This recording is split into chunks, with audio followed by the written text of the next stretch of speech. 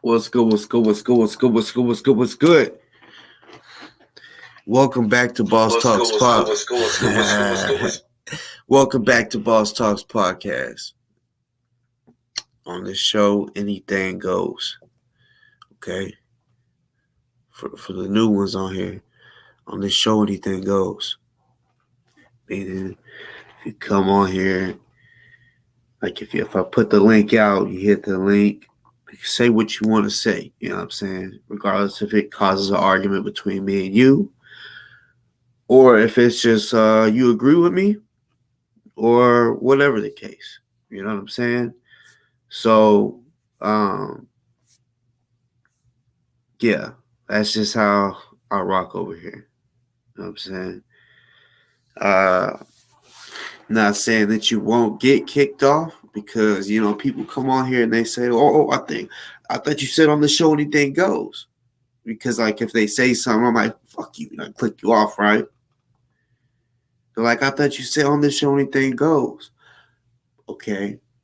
You say on the show anything goes, so that also does mean I can kick your ass off. Because on the show, anything goes. So, it can go that way sometimes. I'll wait for a few more people to get up in here before I really dive in to my shit. Hold on, let me turn this fan off.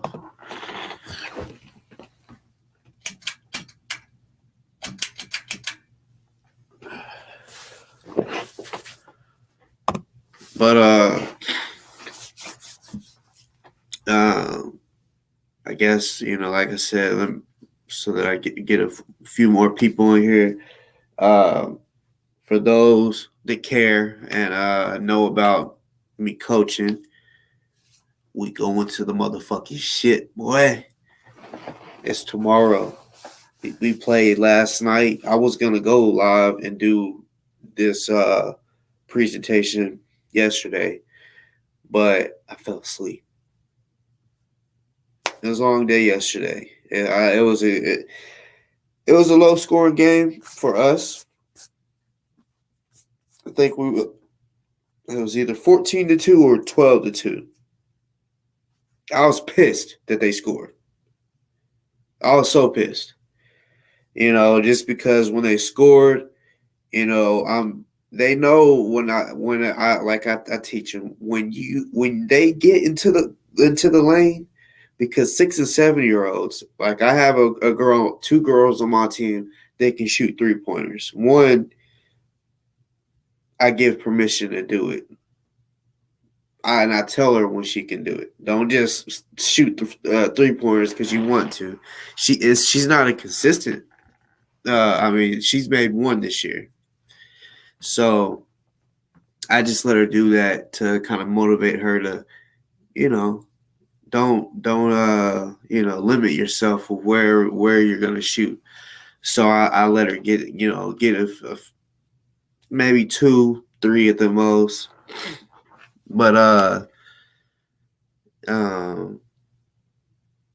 when they get to the paint, inside the paint, that's where this age group is able to score the most. I don't got to worry about the teams who are playing shooting from the 3-pointer and giving us trouble. That's not a concern. You feel me? But yeah, they didn't have their hands up, and they know that.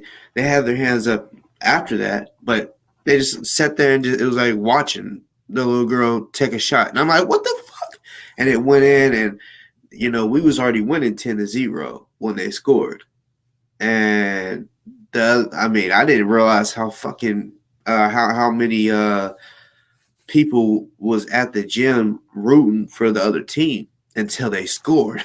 When they scored, it was like the whole gym went crazy. I was like, damn.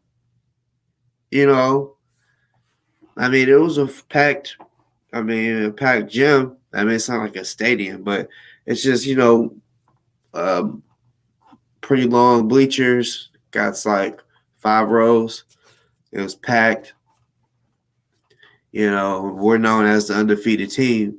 So they're people that kind of like, oh yeah, that's the team that's undefeated. I want to watch them.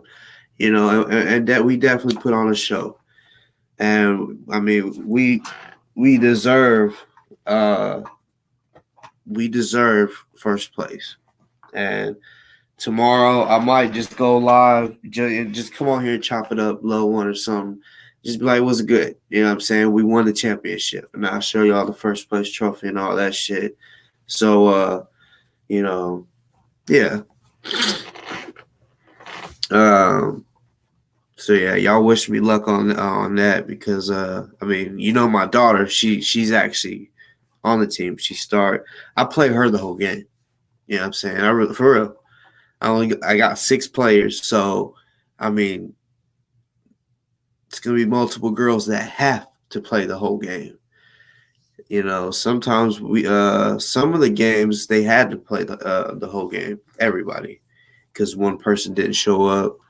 One day 2 people didn't show up, so we had four people.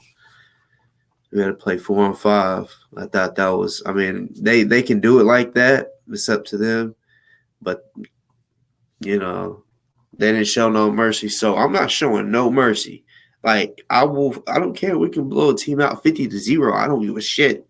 If the other, I mean, well, once you get up by 20, they have this rule where they just make the score 0-0. And then even if you score, they don't restart the score over. They just no, you pretty much won the game. I hate that fucking shit. I wanted to show 50-2 or 50-4. But yeah, that tomorrow's championship. You know, I'm sure we're playing a team we've already whooped, so it's all good. But yeah, let's get into this. I've been talking for about 8 minutes. Um,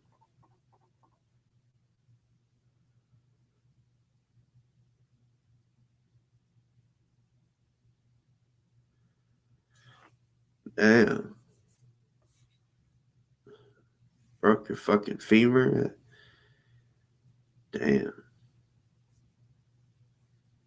See, yeah, I ain't ever broke. Knock on wood. Hope it won't ever happen. Never broke my leg. I've sprained my ankle like a motherfucker, like multiple times. In 10th grade, my coach, like, I remember this shit happened like seemed like 10 times. And basically, whenever I would get it, I would roll it, they would send me to the what did we call him?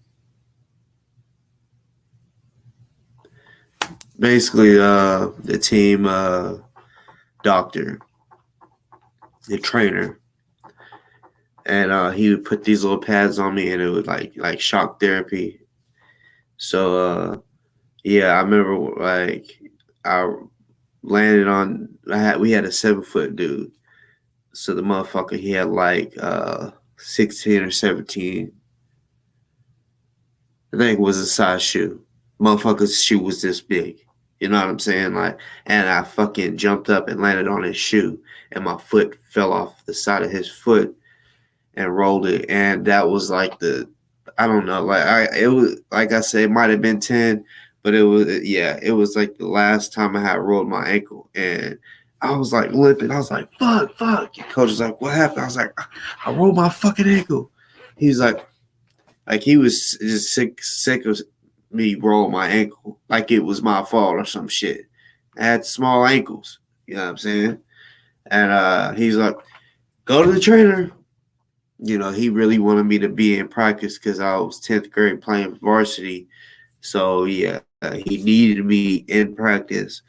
And yeah, when you're in there getting shock therapy, you might miss the whole practice. But all right, y'all, let's get into this shit. So now 4 days ago, Kendick got arrested. He had a warrant in Indiana, right? Since the same place where he went to last time, Jeffersonville, uh, Indiana, Clark County. Uh, when I heard the news, I was like, damn. Because all right, for those that watched my show last time, I spoke on some shit, right? I brought it up. I said, does anybody know about what's going on with his court situations? I mean, has he went to court? I mean, because he has so much shit that, it's like, okay, he has to handle it one at a time type shit. So, I was wondering the status. Well, when I had did that, actually, when I had did that show, he was 2 days out of jail. I mean, he wasn't there for long. I honestly don't know exactly how long he could have been in there. Maybe 2 days, maybe even just a few hours. I don't know. I know he got bonded out quick. I wasn't sure. I did call up there to see if they did have him, and when I called, they said he was released 3 days ago. I said, for what? He said he had a warrant. Now, I asked, what was the warrant for? He said, he looked, he said, yeah, after, so long, which I'm guessing is 48 to 72 hours, basically it goes to the archives, and it doesn't show why they had a warrant. It just shows he was arrested for a warrant. So my opinion, through context clues, is failure to appear. You feel what I'm saying? Because he went to Indiana last time to handle his shit. It's either failure to appear or failure to pay. I guarantee it's one of those.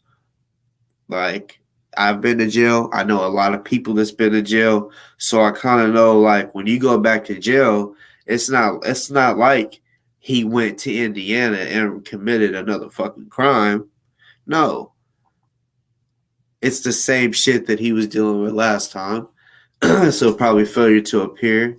I don't know if he thought he was going to go to jail or not, but missing court, that, a lot of times it depends on you and the judge.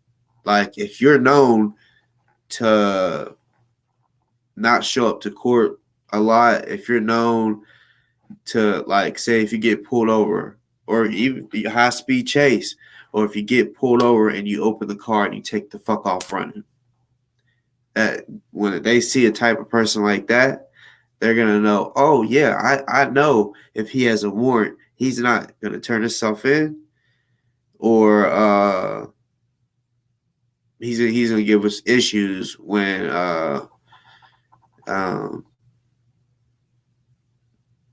we try to arrest him. So they will keep you. They won't let you bond out. But yeah.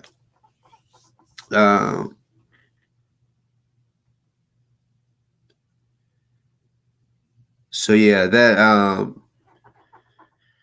was just a small little update. Honestly, anybody that is listening or might listen later on, if y'all want to add to it, y'all can comment or whatever, and we can, because I'm probably gonna go live tomorrow just to, fuck around, be like, what's up, and celebrate my win, my championship win, my undefeated season. You know what I'm saying? Mine and my daughters. But yeah, if y'all want to add to that, because like I said, I'm assuming it's failure to appear, but it would be nice, to hear the facts. But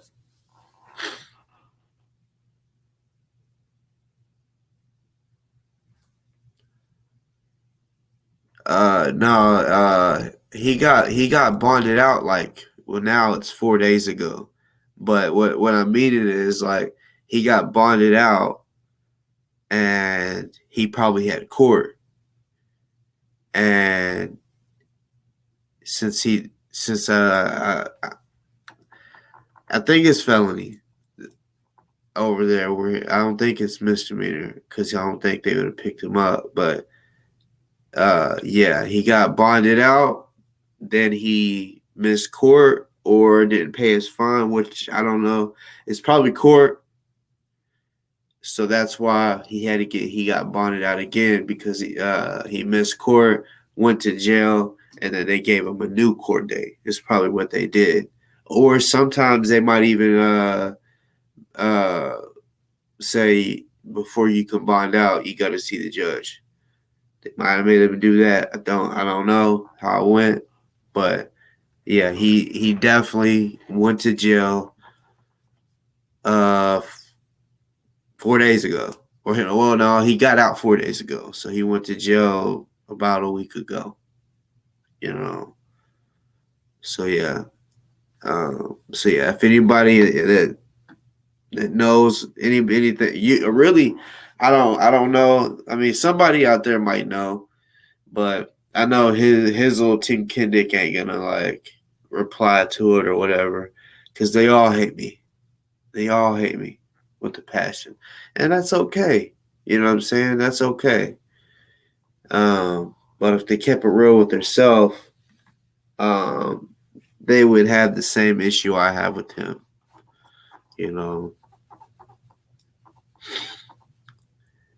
Pity, you ain't gonna lie, me too. I fucking miss, man, I miss playing basketball. But as a coach, I have the same feeling, like I guess the team spirit. I got like, when we win, it's the same feeling I used to get when I would win playing. If we lose, I'm pissed off. You know what I'm saying? Like same shit. That's why I like coaching. Like, it's competitive. You're part of. I mean, you're coaching. You're the one that's telling them what to do, how to win, how to defend.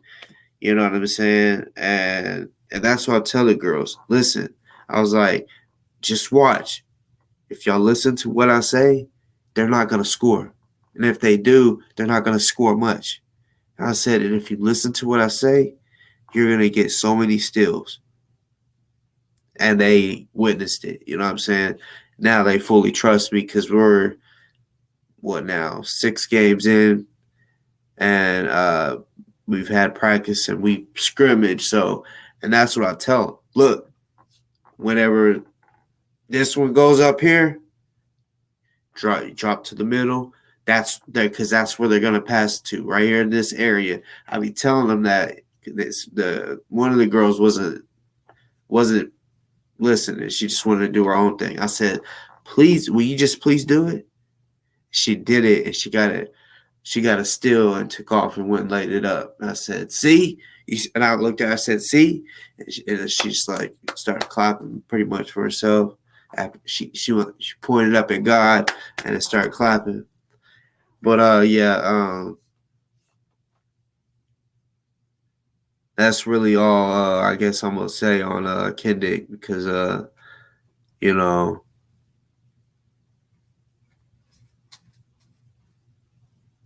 hold on.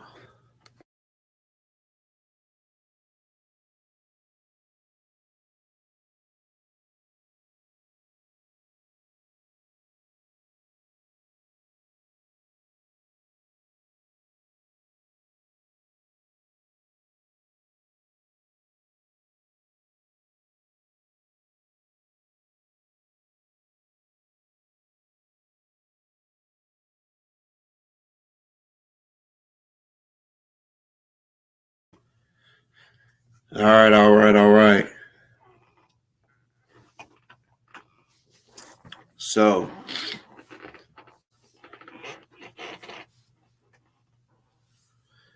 if y'all see in the title, I say more intel on the multiple women Taharka has allegedly assaulted. I'm gonna keep it real. I put allegedly because, he's a big pussy, right? He wants to go and talk about and say whatever the fuck he wants about people, right? About their charges when they go to jail, uh, whatever, right? Expose them. But as soon as someone tries to really expose him, like you see with the people that said he's a sex offender. Now he wants to sue him for defamation and shit. That one guy came on there and said, show the paperwork, and he hit the link, and basically Taharka kicked him off because he didn't have paperwork. So Taharka, on your show, you told people to show their face and to bring paperwork. So I'm showing my face right now, and I'm about to show some paperwork. The day that you did that show was the last time I was live, which was 2 days ago, 3 days ago, some shit like that. I felt like you went live because you seen my fucking post. Because normally you give a fucking a notification 30 minutes out type shit. You didn't do that. You just went in.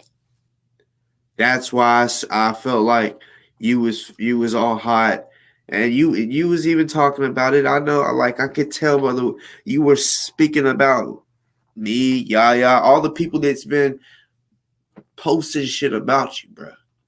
All right, and all this all has to do with that you want to keep talking about people and shit like that. So at any time you get new news, like say if you got some new information that you thought would be worthy of showing about Crystal Muhammad, you would hop on that shit, do it with the quickness. When in reality, she ain't been fucking with you. Like she ain't been talking to you. She ain't been talking about you. Ain't probably been worried about you. She got other things to do. But yet, if you heard something, you would come on here, boom. So I don't give a fuck. People say, if people say, you're doing all this, you're always talking shit. Okay, I don't give a fuck. Maybe that's what needs to be done. Maybe that's why I somehow come on here, and that's what it is. I do the same type of shit, but it's retaliation, pretty much. You know what I'm saying? Retaliation, and yeah. So I remember might have been 2020, 2021 maybe. But I had showed Taharka's arrest history, right? I mean, I mentioned he had 11. He went to court 11 times. Well, they were supposed to go to court. I found out a lot of shit, y'all.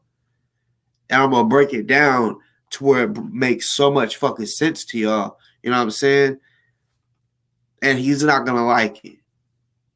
This information, some of it has been shown, but not. I ain't gonna lie. Like I'm gonna keep it real. Not many people have seen it, so I'm like, I'm gonna go ahead and show it. Let a few hundred people see it. Shit, hopefully 1,000 people see it. You know what I'm saying? Real shit. But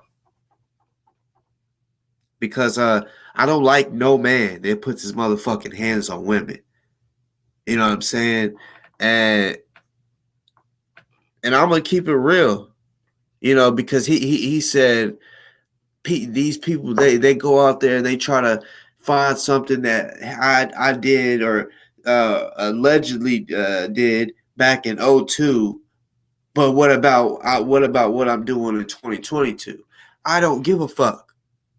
If someone raped a kid 50 years ago, bitch, you still like I'm still looking at you as a at who. I'm not saying that he did. I'm just saying that whoever did, I'm not looking at him as, oh, they changed.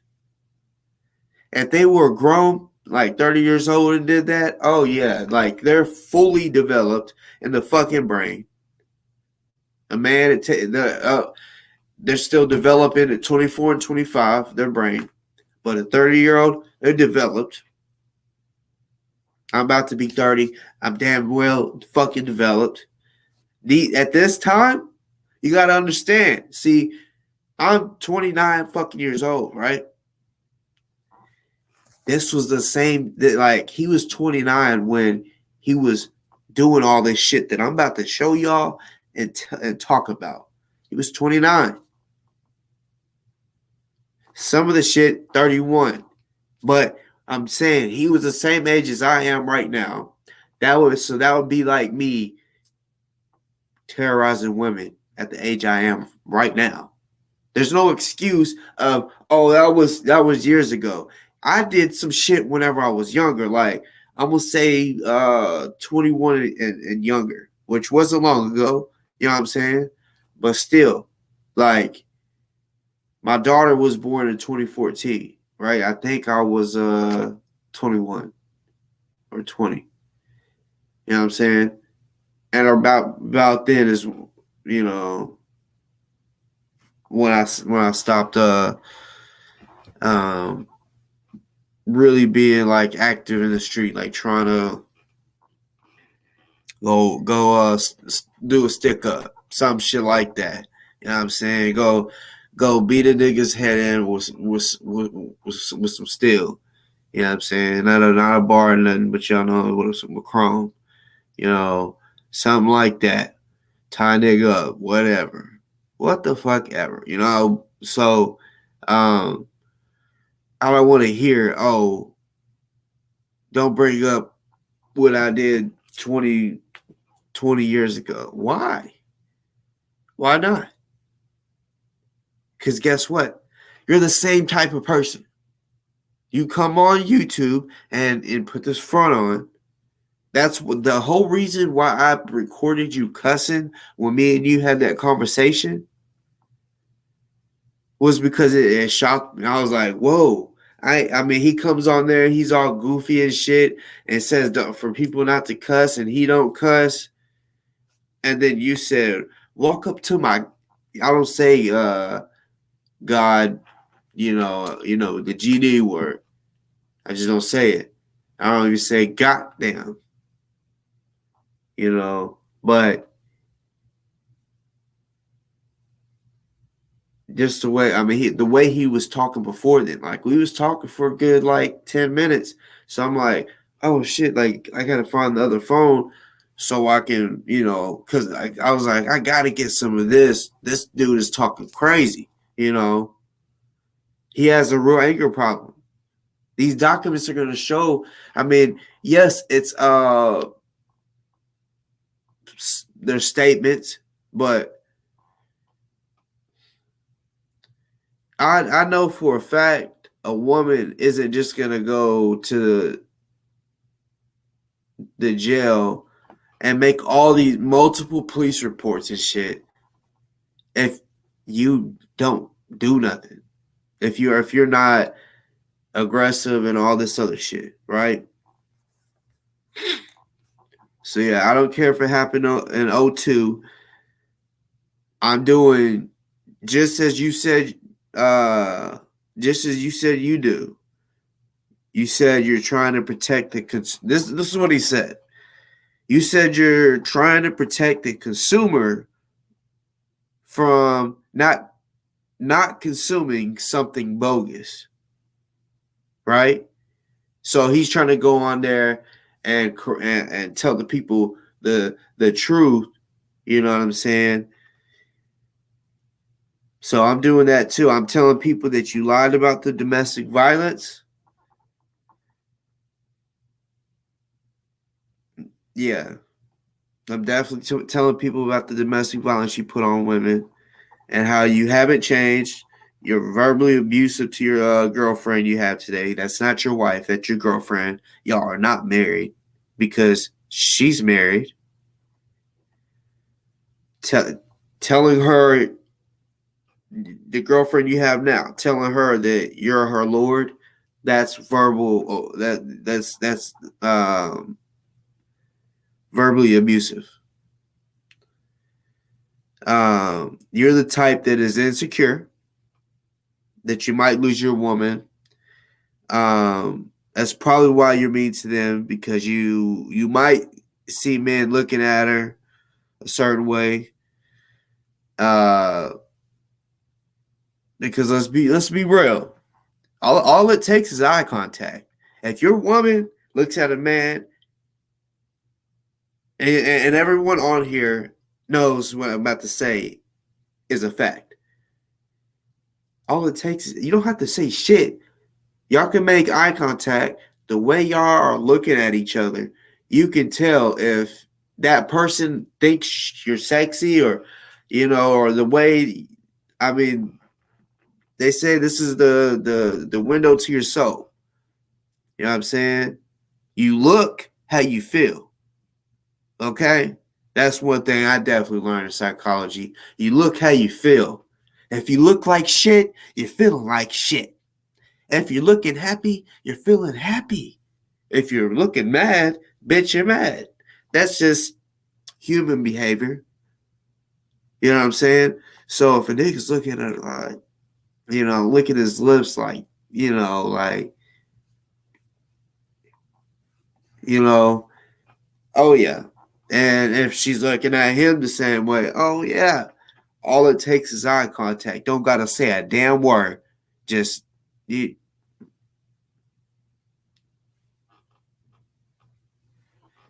yeah, all that. You know, um, for the ladies out there, you know what I'm saying? I would assume they would probably say that you got, and I'm talking to you, Taharka. The ladies out there, they would probably say that you got little dick energy. You know what I'm saying? Because you're so fucking insecure. You're just straight up abusive to women, particularly the women that you're dating, messing around with, or whatever. Um, yeah, you just I was gonna say verbally abusive, but I mean it's physical. I mean, I don't know about now. I doubt that anything has changed. The videos that I have shown, the way you talk to what's her name? The woman that you're with now. Um like, I don't know. Like, you're like, yeah, like the ladies would say, you got little dick energy. You know what I'm saying? I mean, you just want to put the women down, make them feel, less of a woman. You know what I'm saying?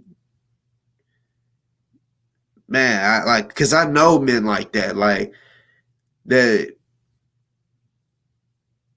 how can I explain it? Like, they just, that's why I said insecure, because, and brought up, all it takes is eye contact, because, yeah, like, say if y'all's in a group setting or whatever, and you see your wife talking to another man, and they're like laughing and shit, and you're like, damn, she don't laugh. She don't act like that when she's with me and shit. So you get a little jealous or whatever. So yeah, then you take it out on her later on, and you're like, she's like, what the fuck? All because you're insecure, and you talk about, I'm your lord, huh? It's no. I I bet you talk crazy to her offline. Because if you could go, like, bruh, you disrespected your woman whenever you recorded her and said, I'm your lord, huh? I'm your lord, ain't I? Like, just that and the way she's looking, y'all's arguing and you're recording an argument. That's disrespectful to your woman. You know what I'm saying? Like, you publicly humiliated her. You know, you just don't give a fuck. But I'm about to switch. This what's still on the subject is still on you, Taharka. But I got just more details of some shit. You know, his baby mom, the one that passed. So before I start any of this is no disrespect to her. Matter of fact, I'm actually my intention is to take up for her. You know what I'm saying? She, like I said, she is gone. She's passed away. So rest in peace to her. You know, she's no longer here to tell her story. You know what I'm saying? His bitch ass is going on lying about the truth about what really happened, and she can't tell her story. You know what I'm saying? Her sons might be able to, but they may not. I don't know them like that. I don't even know if I've even seen a picture of them. You know, because there's a lot of kids that was involved. All right, his baby mom, her name is Gwendolyn Taylor. You know, um, like Taharka is a senior. He has a son, Toronto John. I mean, the same name, Toronto Johnson.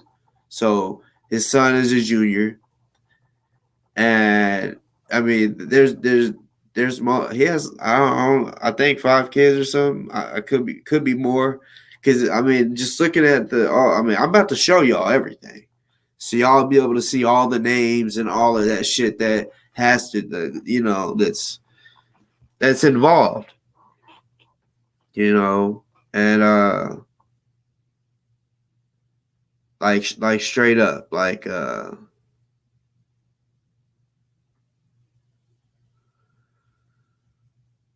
let's see.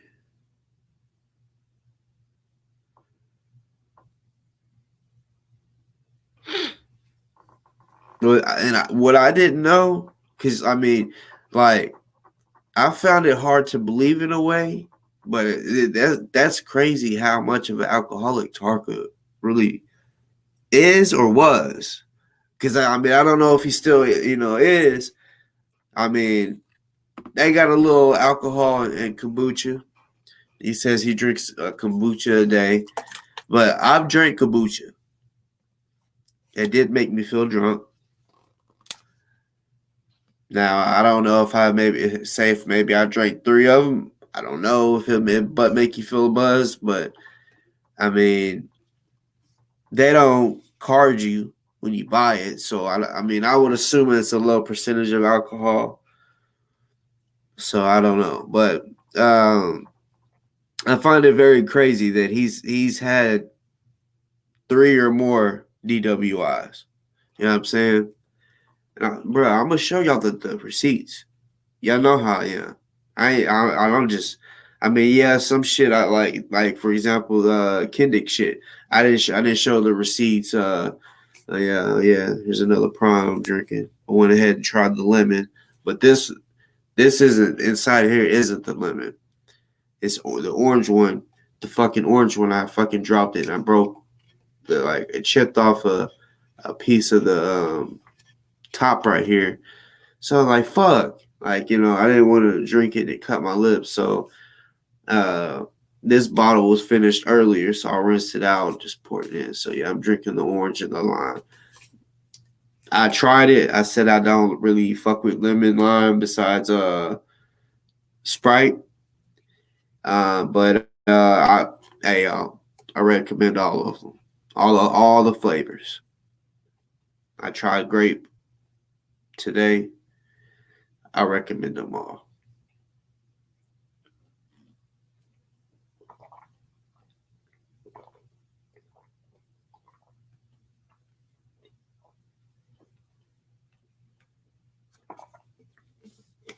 straight like that. Y'all let me know in the comments when y'all go to your Walmart or Kroger or wherever. Get you a prime, put that bitch in the freezer. Don't let it get frozen. Just let that bitch get so cold. Take a drink. And I bet you take another one right after, like quickly. Like you're gonna swallow and you'll take another one. Maybe even another one if you like it as much as I did. But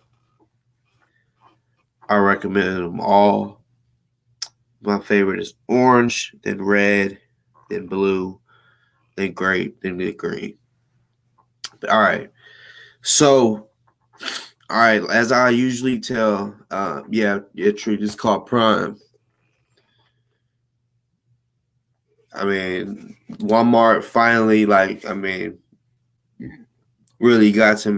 Really, I noticed one day they didn't have them, and then the next day it was like they had a big ass pallet full of it, and then it was in the drink, the sports drink aisle, like where you get Gatorade and Powerade, that aisle, that's where this is. It's the same type of drink, just tastes sweeter.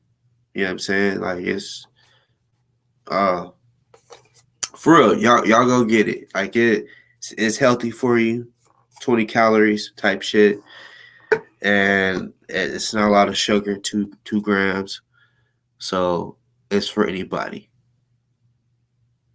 even the ones on a diet. Yeah, what's good, man? Yeah, just now seeing you. Yeah, it's been a while since you caught the live. So I'm glad you're here. We definitely missed you. All right, so like I normally say, anybody that has me on any messenger, like the messenger, if it's gonna pop up, don't send me messages because it's gonna pop up, and yeah, I just gotta warn y'all so y'all don't get mad at me and say, oh my god, my message shown, will you take it out or something like that, because I got a screen share. There's a lot that we're about to go through together, so yeah, please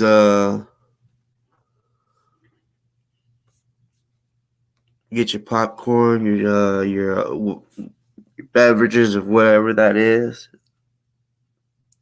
blunts, all that, joints, whatever you got. I'm probably about to fire mine up too while I'm going through it.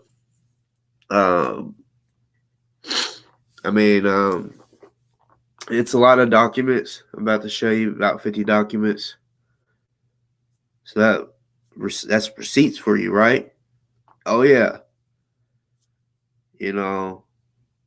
Taharka, because I was live when he said it.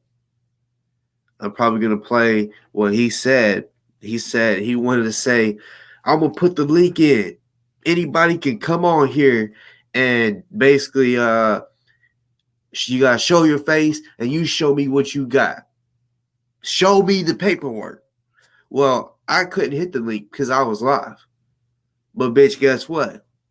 What I can do, I can show my face and I can show all the paperwork that's gonna show the people that your bitch ass puts your hands on, not one, for sure two, women. And also let me say, because I've told y'all before, he's mentioned it before. He's like, yeah, they mentioned all the domestic violence cases, but was I charged? So y'all got to understand, and I'm about to show y'all these in the documents. I just want to say it out loud right now that a lot of the times that they were supposed to go to court behind domestic violence, restraining orders, shit like that, nobody showed up to court.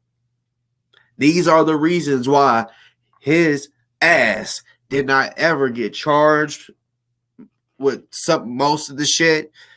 So those are why that's why some of the times the cases was just closed because they didn't show up to court. That's the only reason. Because trust me, there was enough information. It's marked that it was enough information, or that for the domestic violence to be granted, the restraining orders to be granted.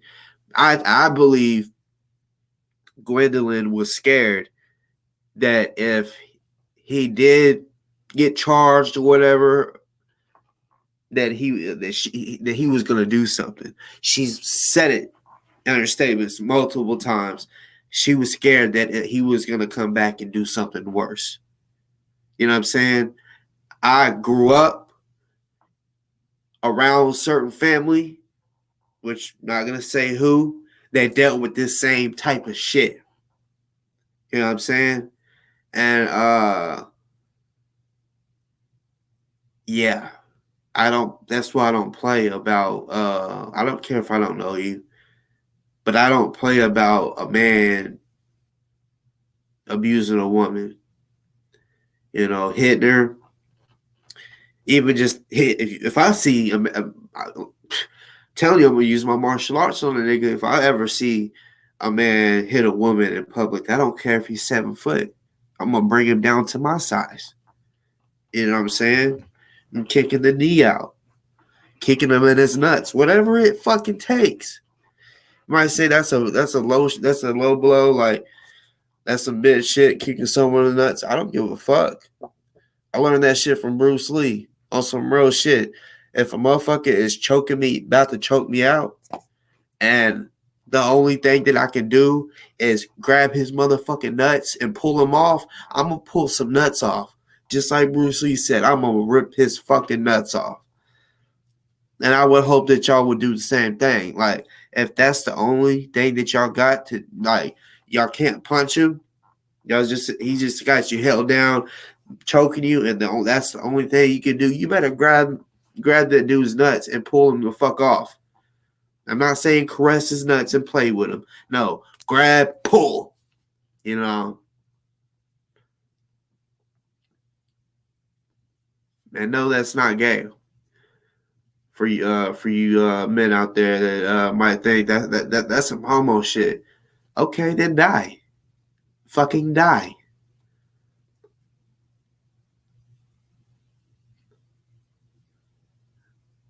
That's exactly what I be trying to teach in martial arts. If you're in a life or death situation, you gotta do the craziest shit.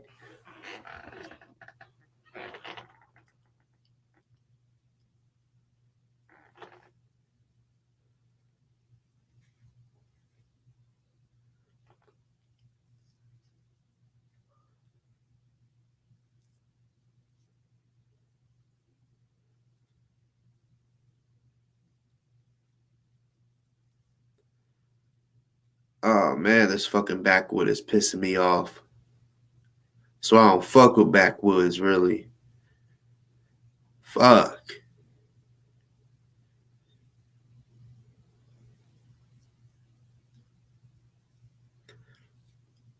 What's good to the motherfucking chat, y'all? I'm trying to get my fucking bleeds ready. But like I'm not a backwood type person. It was just bought for me. And I ain't about to let no rap go to waste. I ain't that type. Even if I don't really like it, I ain't about to let no shit go to waste. I got other Rillos, but I was like, I'm gonna just go ahead because I'll leave Vega. I used to really fuck with Vegas or Game. It all burns slow. But this shit, there's a couple pieces parts that won't stick.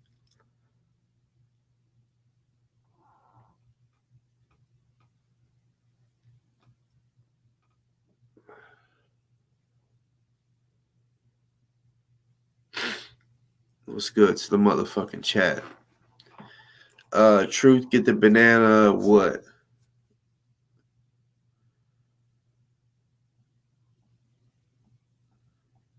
Um, yeah, really. I have never had issues with the. Maybe I have. I feel like with the Vegas that I've had, yeah, I don't really fuck with raps. You know what I'm saying? Like sometimes I do, sometimes. But yeah, like if I get raps, yeah, I try all the unique flavors. You know what I'm saying? Like what sounds good. Like the other day I got limeade.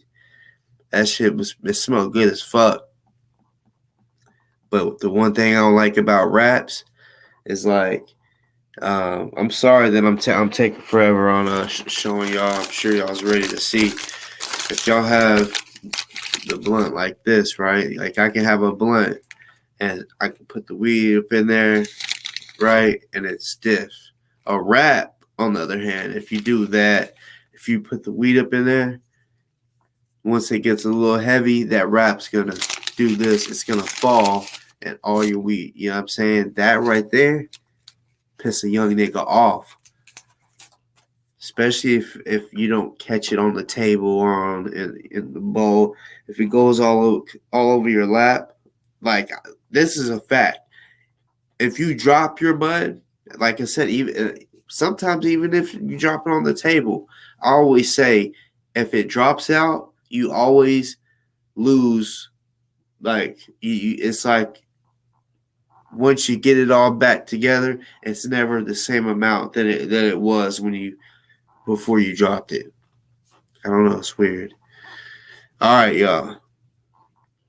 Get myself ready on this. Make sure.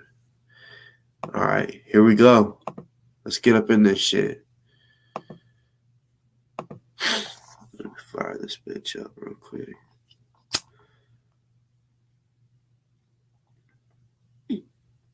Some of y'all may have seen these documents before.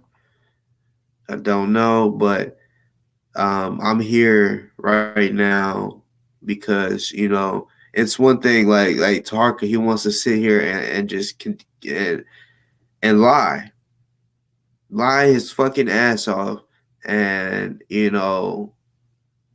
Gwendolyn, his baby mom, is not here to defend herself, so I'm gonna do that for her.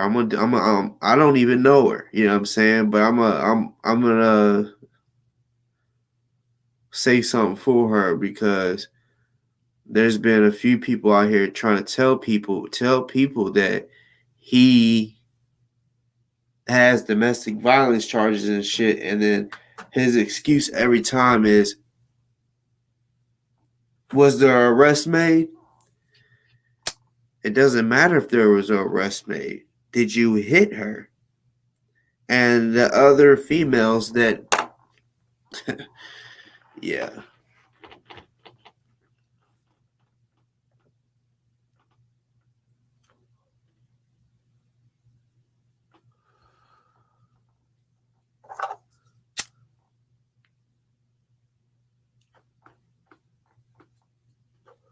Fuck.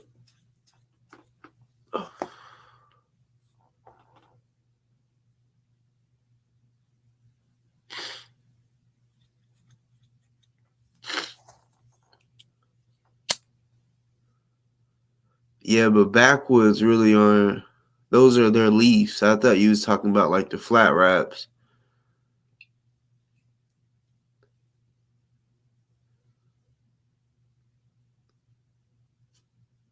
But I don't know if I've ever heard of a banana flavored backwood. I have seen some like leaf like banana flavored kind, but I don't know if it was backwood.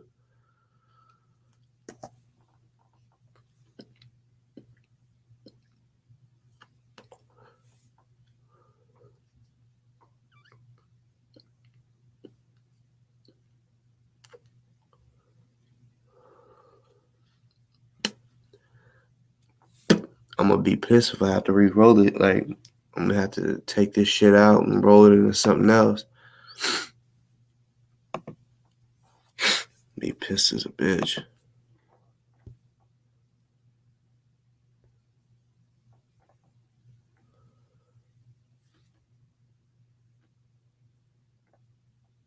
Alright.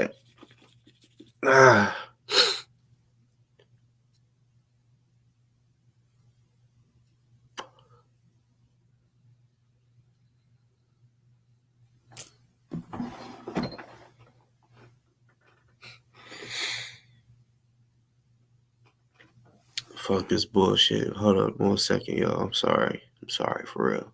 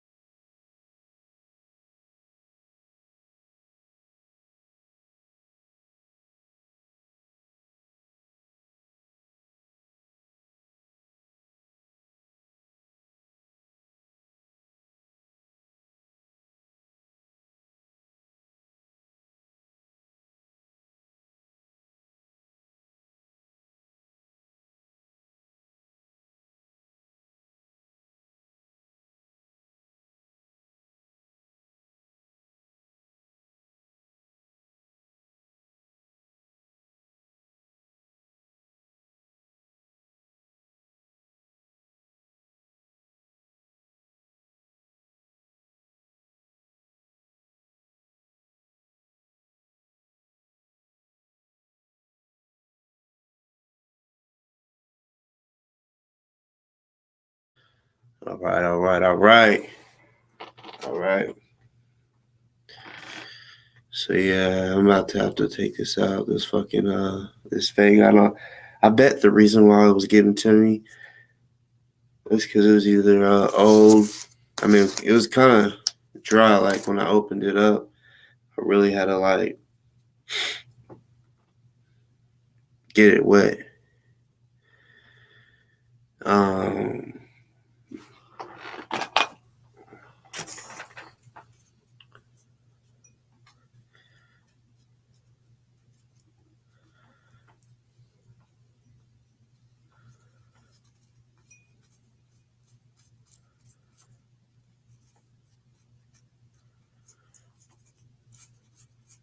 It's a sticky bud.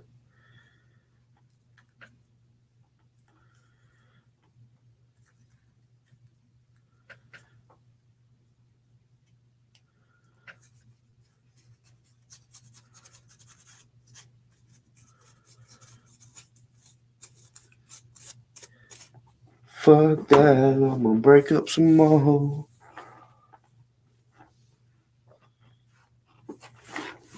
Alright. While I'm breaking up and rolling up another one.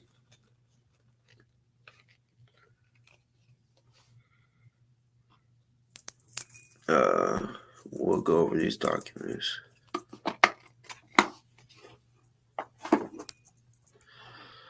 Alright.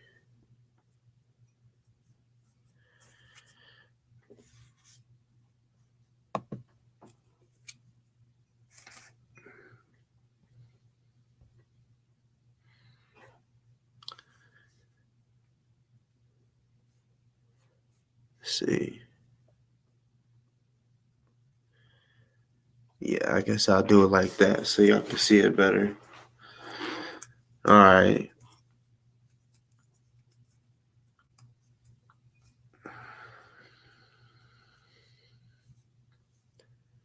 If y'all can't really see it, please let me know.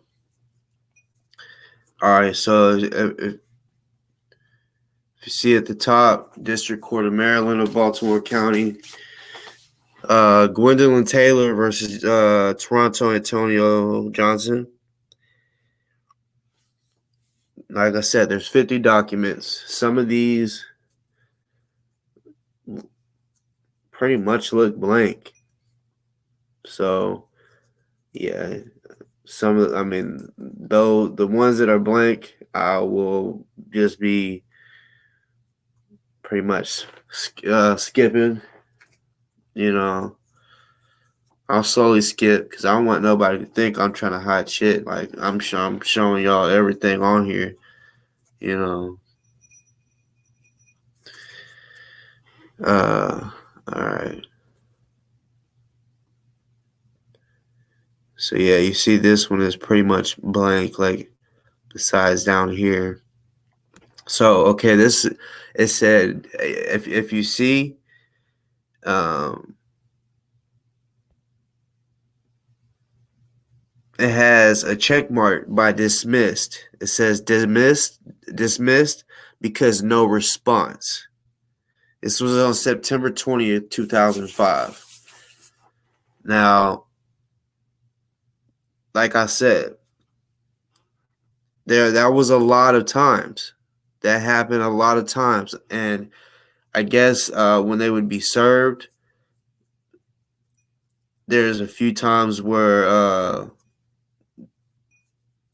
they had moved, so they I guess didn't get the paper for court or whatever, like the subpoena. But it was a lot of I noticed a lot of times it showed they couldn't get a hold of them, so yeah, it was dismissed or denied.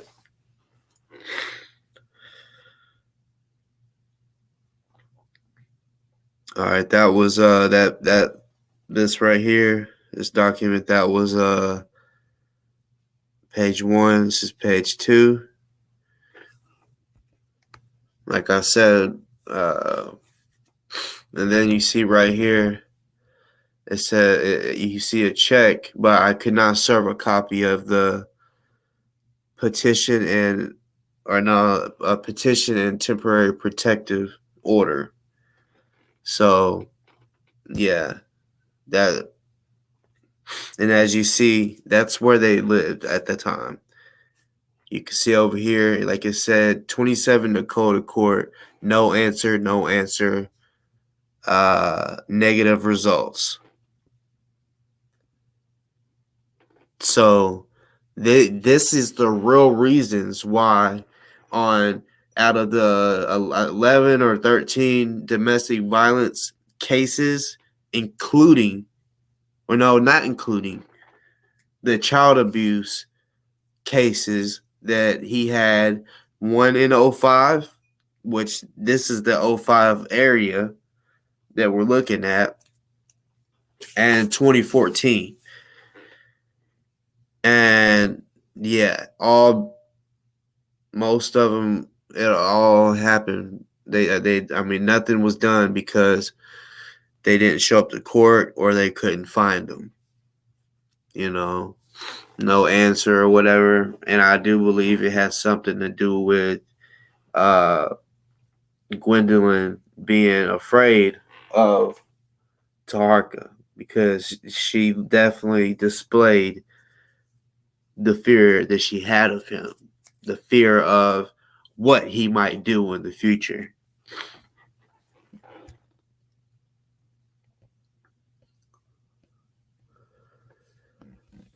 So again, it's showing final protective order, Gwendolyn versus Toronto. This order, after no appearance of the parties and in consideration of the petition and evidence, the court makes the following findings. This order is dismissed because no response per 9T6. I don't know what that is.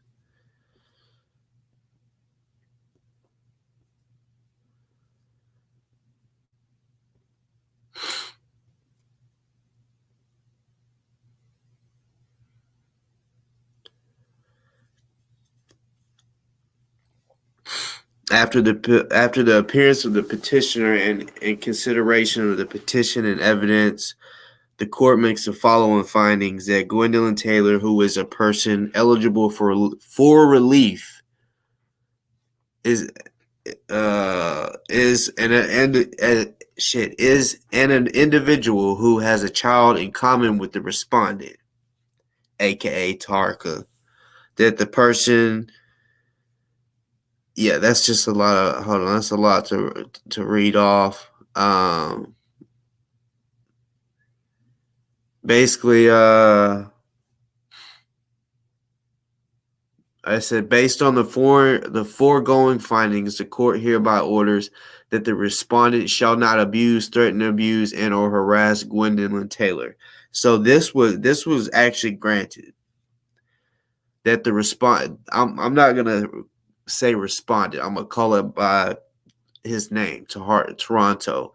That Toronto shall not contact in person, by telephone, in writing, or by any other means, and or to attempt to contact Gwendolyn Taylor.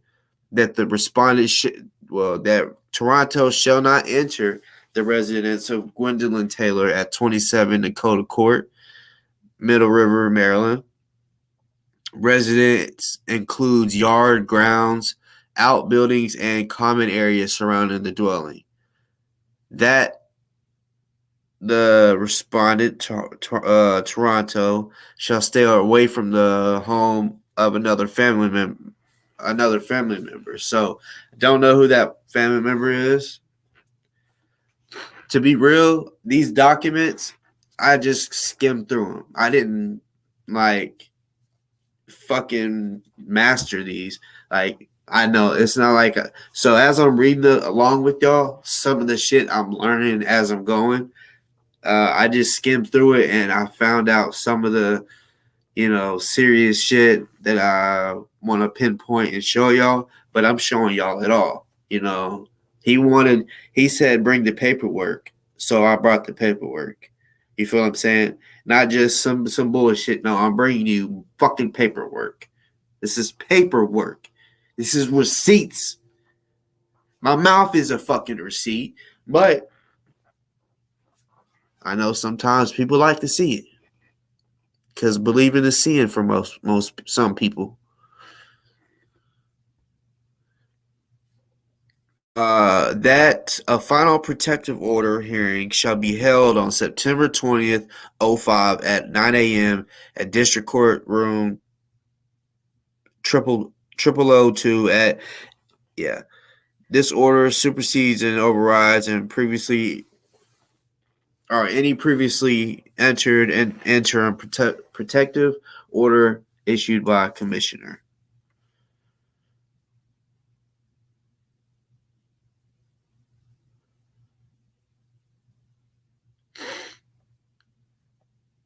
All right, so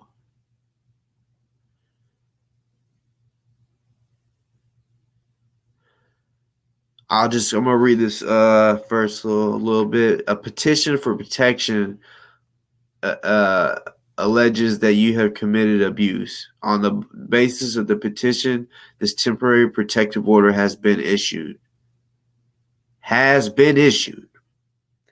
Violation of this order may be a state or federal crime or contempt of court or both, and result in an imprisonment or fine or both. This order may be enforced by another state or jurisdiction, which may impose additional or different penalties and for the violation. So I'm gonna kind of let me zoom in.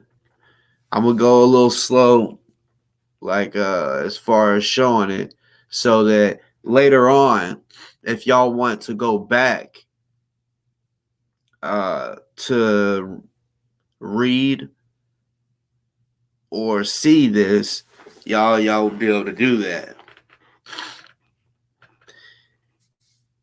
Also, for the people that are on here or will be on here later, not only am I showing this, I have I feel like I have a lot more to discuss.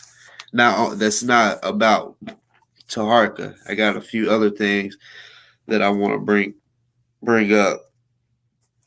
So Yeah, y'all bear with me.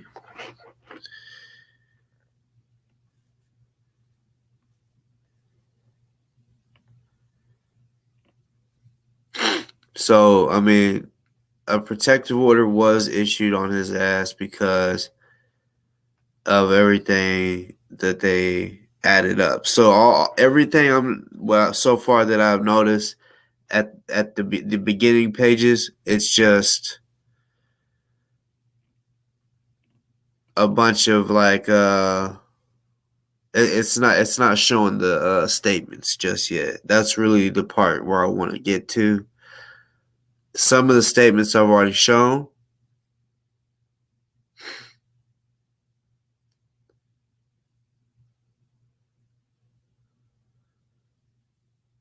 So this right here is the true copy certification of temporary protective order. That's what this is.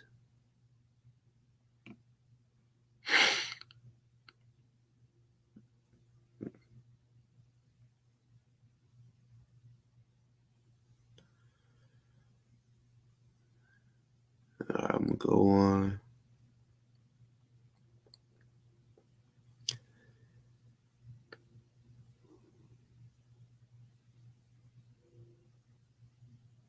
So, like, this is another one where it's saying that the court makes the following findings that Gwendolyn Taylor is eligible for relief. Relief meaning, cause she wanted she did. I mean, you'll see what she says she's wanting relief from, which basically she just don't want him around because he's a fucking a problem to women. And no, this ain't defamation. This ain't he say, she say. This is proof. This is what it is. It's the documents. Like he said, bring your documents. He wanted people to come on his show and bring the documents. Well, I don't got time to go over there and wait for him to hit the link. Plus, I can't even comment and say, hey, bring me on. Because I know he probably knows I have. Okay, well, if he's off live now, then he's probably over here wondering what the fuck I'm showing. You feel what I'm saying? So that's fine. So Taharka, if you're here, this is the documents. You asked for it. You asked for it. You said you was ready for it all. You know what I'm saying? And to be real, I'll probably will put after I go through this, I'll put the link in. How about you come on? And because you said whenever someone shows what their documents, you'll show what you got. So I mean, and I'm not talking about what you got, what dirt you got on another person. No, let's stick to the fucking subject. You want to beat around the bush and be like, oh, well, I found this on you. Okay, well, that's cool. That could be for another show. How about you answer to what the fuck I'm showing today? You know what I'm saying? Like, man. You definitely committed domestic violence, all the types of domestic violence that you can, physical, verbal, mental, all of that towards your ex and toward the kids, because you did all of this in front of the kids.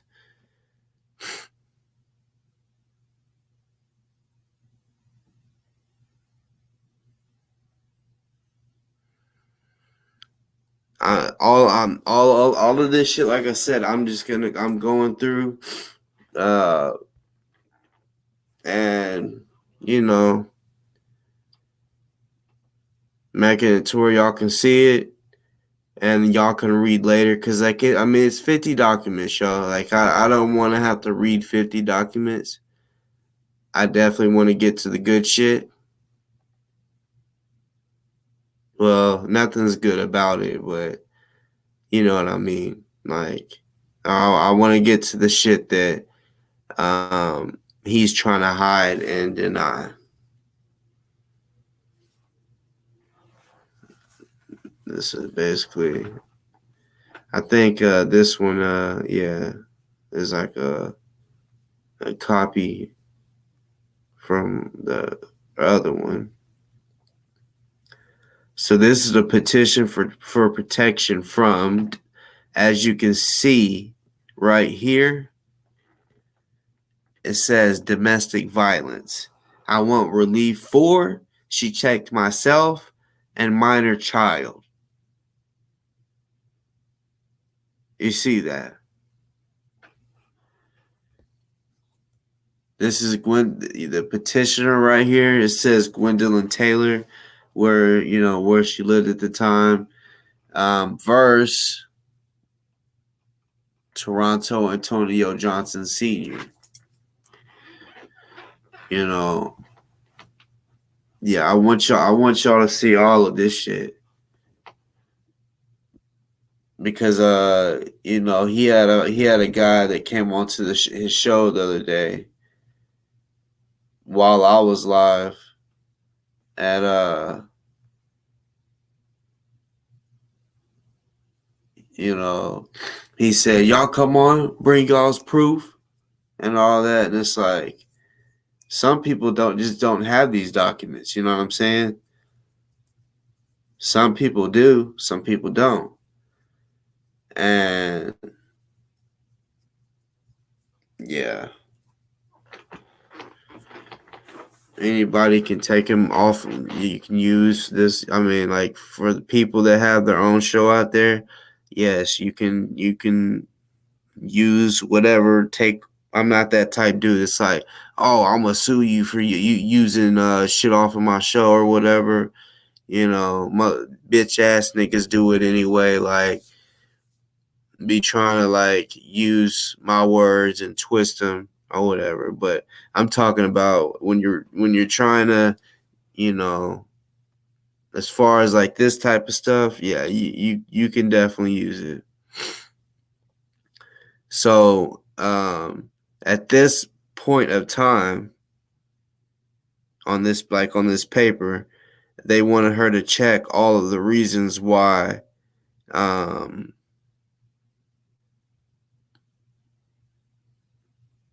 it says the respondent, aka Taharka, Toronto, committed the following acts of abuse against Gwendolyn Taylor, and she checked shoving, threats of violence at this time, because there's been multiple different occasions of this happening.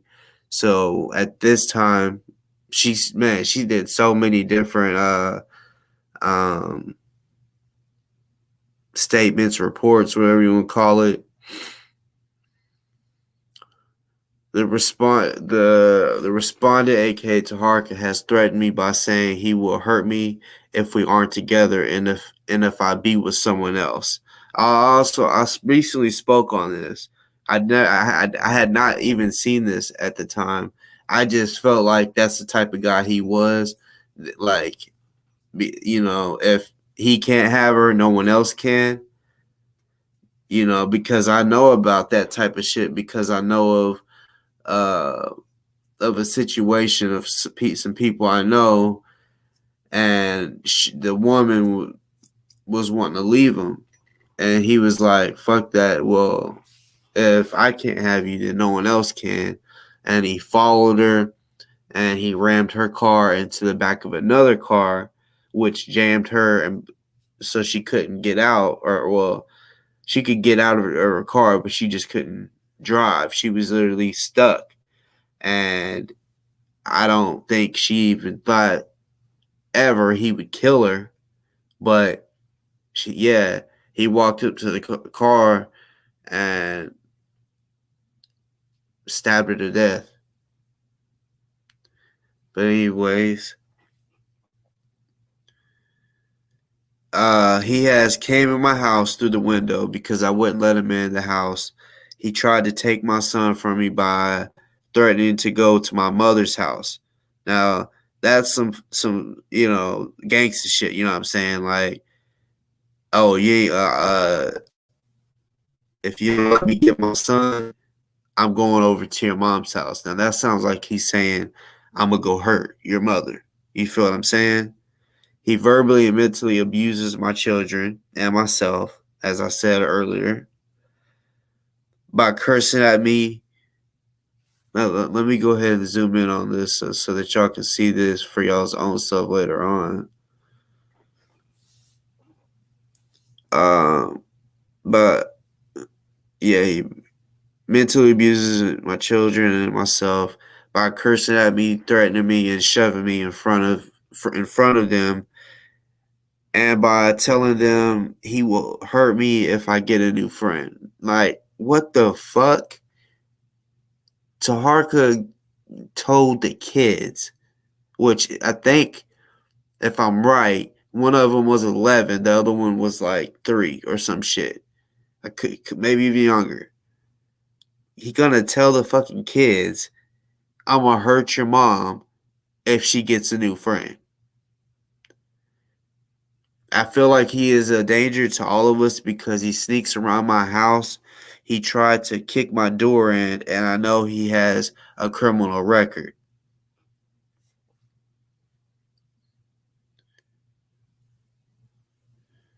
If the victim is a child or a vulnerable adult, fill in the following.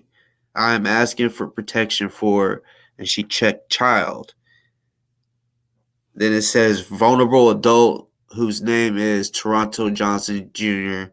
and Jakivia Gilmore. Now, I'm not for sure who Jakivia is.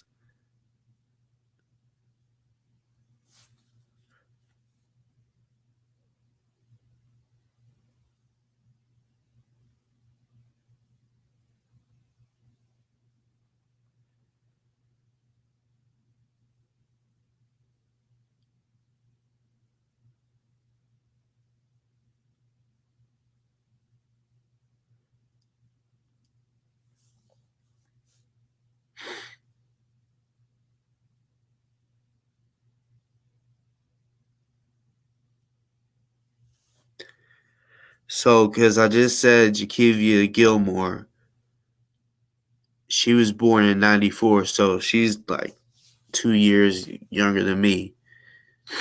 So, this being August of 2005, uh,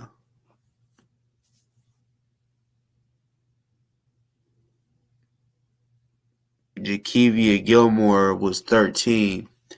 But right here it says relationship to respondent, which is Taharka, and it says none. So Jakivia doesn't have a relationship or any type of relationship with Taharka. If you see right here, it says Toronto Johnson Jr., which is Taharka's son. He was born November 8th. Damn, he was born like a day. Well, yeah, my brother's birthday is November 7th, but he wasn't born in '01. But yeah, he was born November 8th, 2001. And as you can see over here, it says relationship to respondent. It says son. So, like I said, uh, he has this, I mean, some of y'all may have known that he has a son named after him.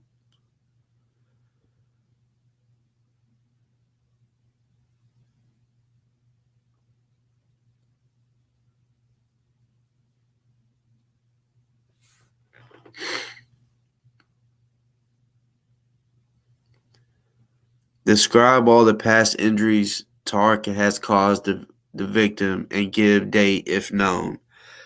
Choked me, punched me, and put bruises on my arm from grabbing.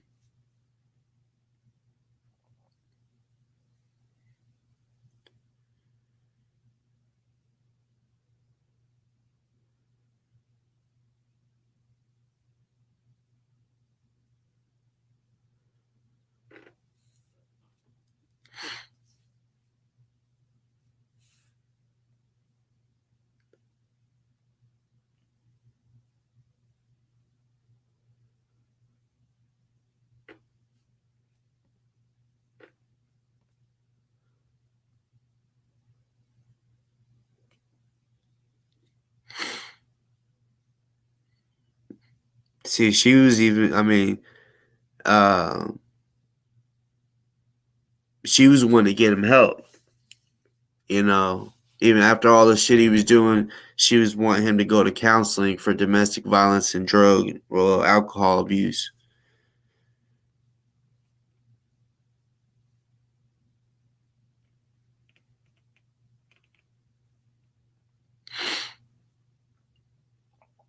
She also asked for custody of Toronto Jr.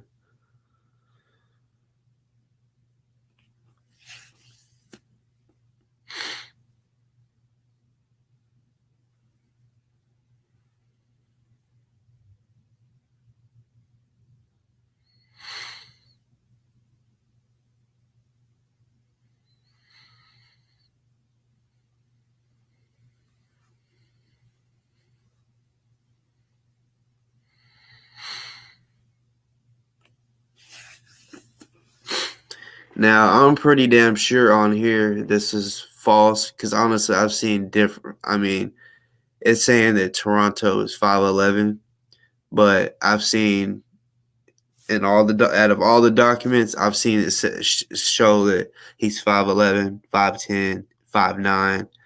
So yeah, and I could just look at him. He just looks like a short, scrawny motherfucker, right?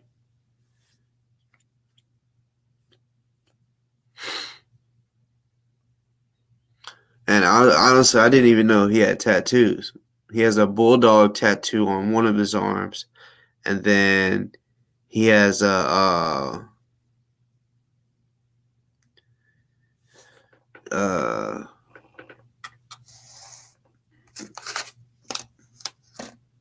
fuck, what was it? Um, oh, he has a bulldog on one arm and a gun on the other arm.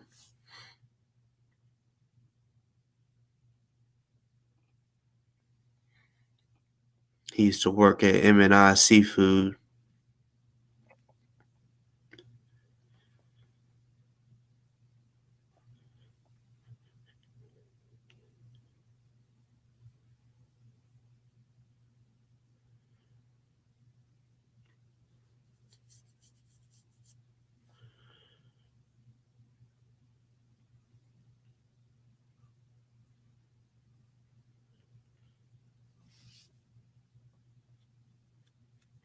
And I remember Taharka once said that people don't know how to read. He is like, these people that be reading these documents, they don't know how to read. Well, I know how to read. That's for sure. Responded, alleged abuser.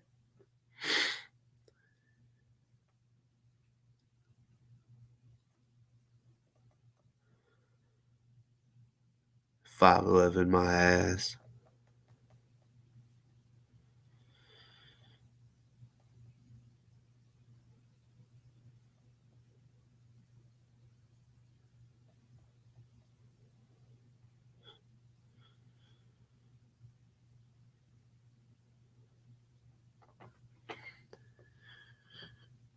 I almost want to just like skip all the way to the good part, but no. I want to show the documents. He said, put the documents out. I'm going to put the documents out. This was a return of service by law enforcement officer because they was not able to serve the copy of the petition and temporary protective order.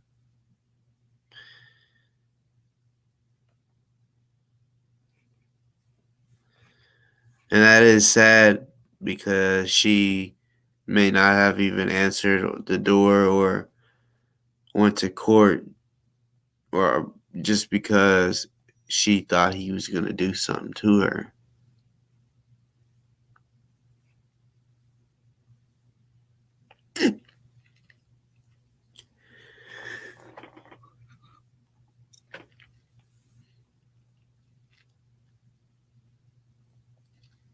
And you see this one, like I said, it says dismissed all parties, failure to appear.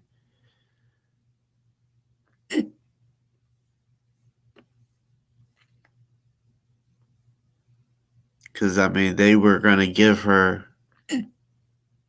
I mean they were literally gonna grant her wishes.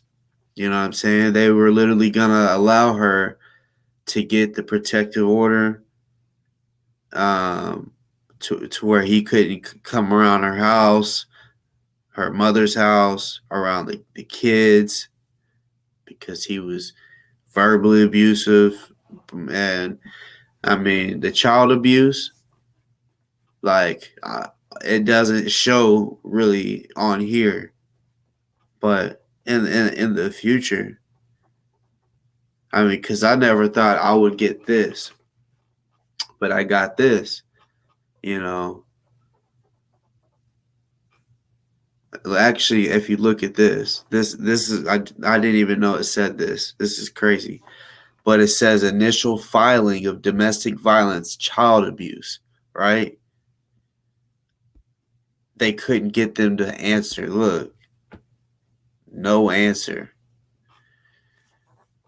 That really sucks, you know, and I really do believe it's because he was threatening harm or some shit like that in order for her not to. I mean, because I mean, for her to do this, for her to want protection for her kids, I don't think she's just gonna just up and be like, I'm not gonna go. Fuck it. No, like it had to have been. She was scared that okay, he's he's he's the type that would kick my door in and all this other shit.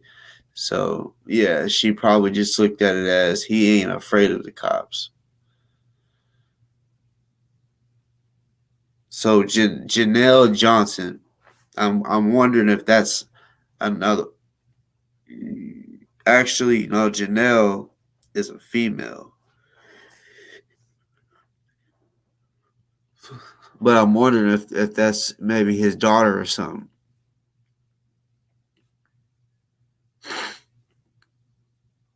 Because he from the documents on here, he assaulted her, second degree assault. You know, he was actually charged with that. Like I actually have shown on my show his arrest record. You know, and I remember I think it was like two or three of them was assault. And like I said, I'm gonna show y'all. I'm gonna show y'all proof that uh, Janelle Johnson was assaulted by him.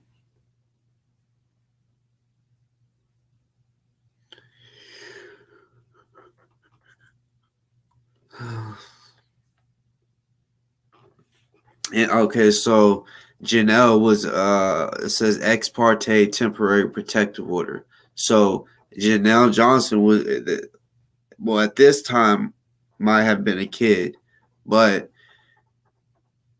Gwendolyn may have been trying to get that for her, but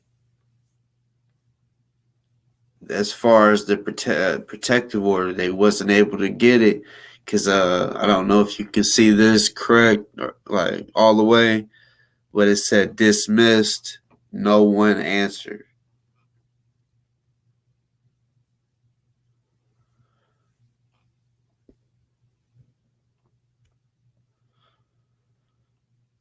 Hold on.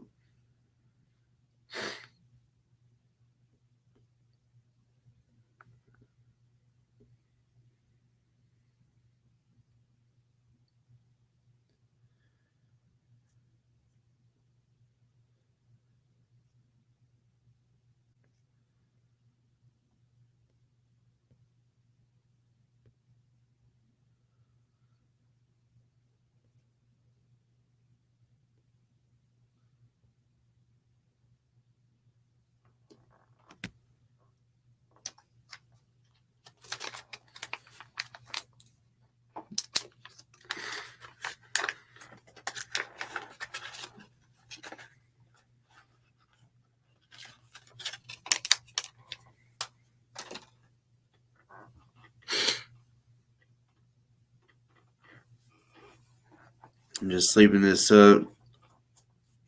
Like I said, for anybody that wants to go back to read it, they can pause it, and read. If for whoever's interested. But we got about like 2 more pages, and that's when we're gonna get to where the parts that I'm really wanting to point out. You know what I'm saying?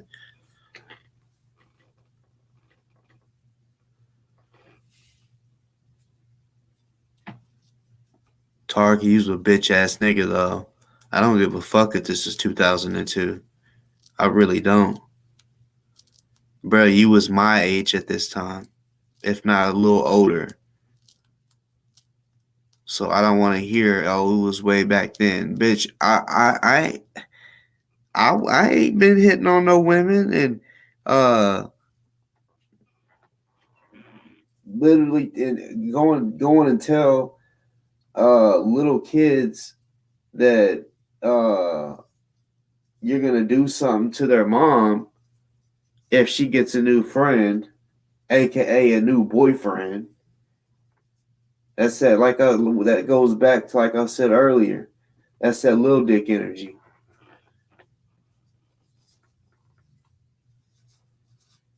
That's what See, me, I grew up around a lot of women, so I know how the women talk. You know what I'm saying? That's exactly what they would say. You got that little dick energy.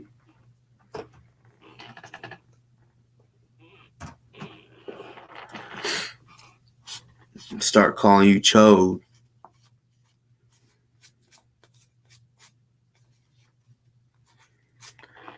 So if you hear me call you chode, that's because yeah, you got that little dick energy.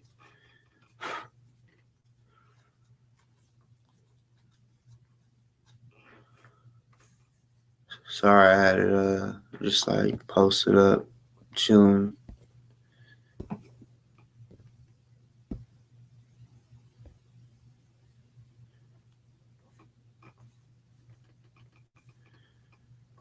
All right, this one's kind of blank. All right, this is all right. So, all right, now y'all look right over here. It says Janelle Johnson.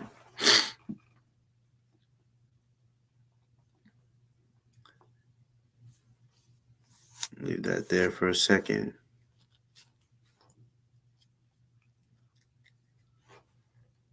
Verse Toronto Johnson.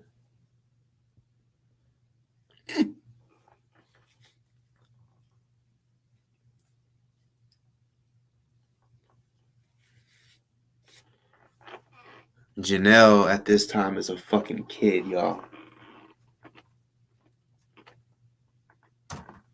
No fucking cap. A fucking kid.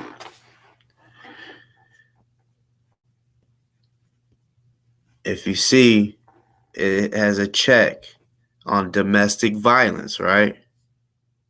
Now, I don't understand why there's not a check by child abuse, but January 21st, 2002. Shoving, you see, little check mark, shoving, mental injury of a child, kicking, punching. Y'all seeing this? Yeah, I'm gonna go slow with it. And then right above where it says kicking and punching, let me just go ahead and read the sentence. The respondent, aka Toronto Johnson, committed the following acts of abuse against Janelle Johnson, second degree assault on or about January 21st, 2002. Check all that apply: kicking, punching, shoving, mental injury of a child. This goes back to when I told you that I don't understand why that does not have a check by child abuse. To be real, I will prove to you that Janelle is a child because it's going to show her, even if I have to go back up because I think it's already shown it, but it shows Janelle's fucking birthday. At this time, she was a fucking kid. Second degree assault. And it's saying I want relief for myself. Minor child. Look, y'all. I want relief for myself. And it has a check, minor child. Hey y'all, y'all try not to message because it might pop up on the screen, and I know y'all might not want it to show, but yeah, as soon as like I stop screen recording, you can message me. But this one right here is, like I said, one of the ones where I really wanted y'all to see, because he speaks about how the child abuse, he never did, there was no child abuse. Like I said, I'm gonna show y'all her birthday. It says on one of these pages, but second degree assault on a fucking kid, on a minor child. I mean, it's plain as day right there. Sadly, they didn't click. I don't know if they just was in a hurry, but they didn't check mark child abuse. But it clearly says, I want relief for myself. Check on minor child. So, yeah. On January 21st, 2002, Mr. Johnson, I read this the other day. I'm going to read it again. Mr. Johnson had my children while I went away for the weekend. When I went to his apartment to pick my sons up, we began to argue regarding some videotapes that I had at this, and like I said, this was the thing that I showed the other day, and it was kind of hard to really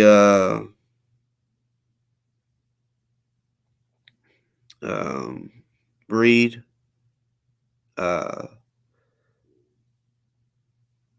Because it looks like videotapes that I had. Oh, let him borrow. Oh, I finally got it, y'all.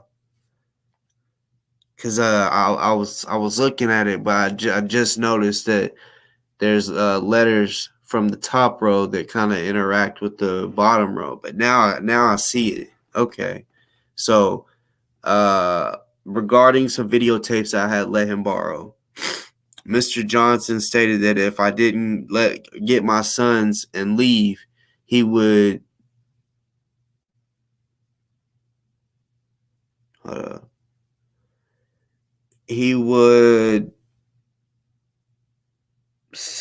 it looks like I'm thinking it's supposed to be hit me in front of them.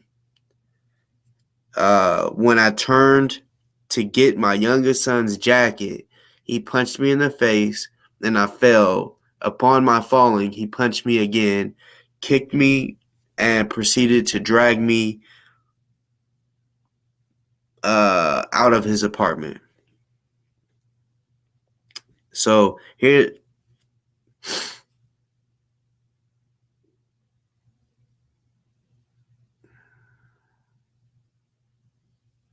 okay, so like, hey, I'm a man of my motherfucking word. I will redact shit, but look, now I'm confused. So my apologies for what I said a second ago, because now that part was confusing, because It's saying, you see, it says, I mean, right, plain as day. I don't got nothing to lie about. But I'm going off what this shit is saying. So that's why, because it said this whole time I've been thinking that Janelle was a kid, but it's saying right there, unless they fucked it up, that Janelle Johnson was actually an adult. That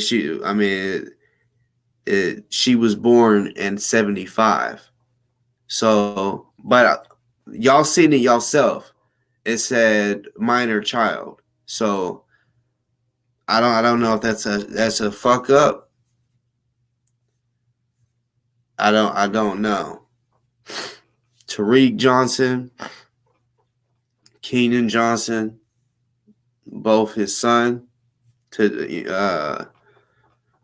So yeah, y'all just hold on to that right there, because I mean, like I said, y'all see, this ain't no made up shit. This is real shit, real documents. So that's what I'm saying. Okay, like now I'm a little confused, but like I said, regardless, it's saying that he assaulted two females so far. Regardless, I mean, if she wasn't a kid, that's good. You know what I'm saying? That's a little better. But at the same time, regardless, he assaulted a female. That is for sure. He assaulted. I mean, that's, if y'all look at his record, that is on there. Second degree assault. And it says DV, domestic violence.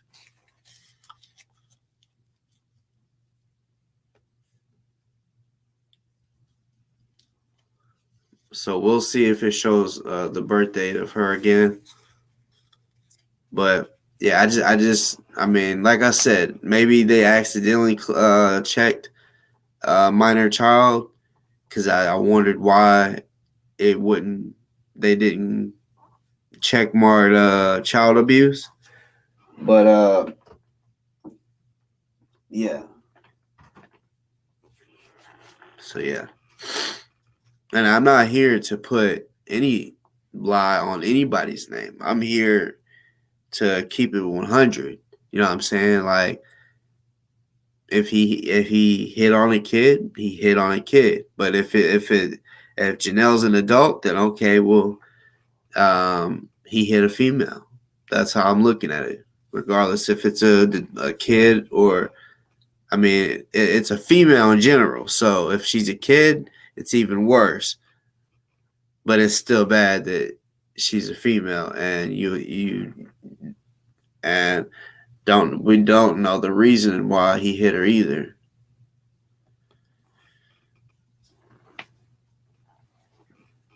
Let's see. Okay, so yeah, Janelle must be,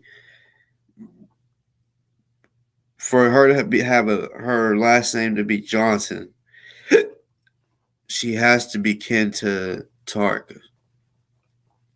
But on here it says, I also want the court to order custody of Tariq Johnson and Keenan Johnson be granted to Janelle Johnson.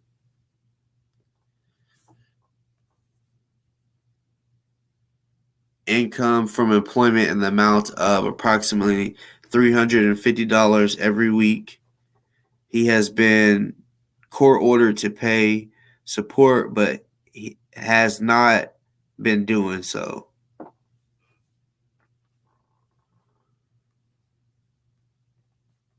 That was July 10th of 02.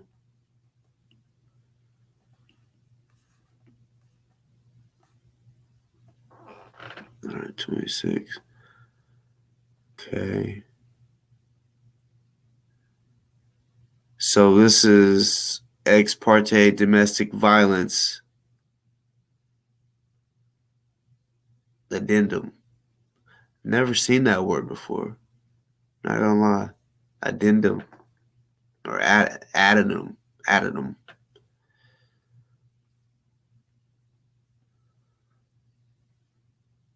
So, like I said, look, y'all, at this time, this motherfucker was 29 years old. Look, says Toronto Antonio Johnson. He was 29. He's the same age as me right now. So I don't want to hear that fuck shit talking about, oh, that was 20 years ago. And then you see right here, look, I told y'all it says earlier it said he was 5'11". Now this one's saying he's 5'9". Like he's insecure. Oh yeah, I'm 5'11". Whoever put that he was 5'11", I wish that they were like 5'11". It was like, motherfucker, you ain't 5'11". You about 2 to 3 inches or more shorter than me with your fat stubby ass.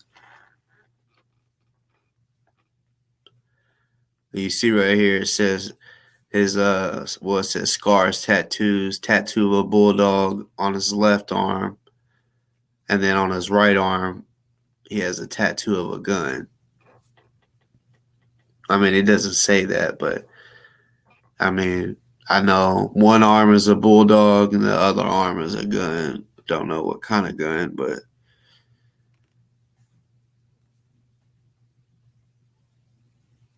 okay, so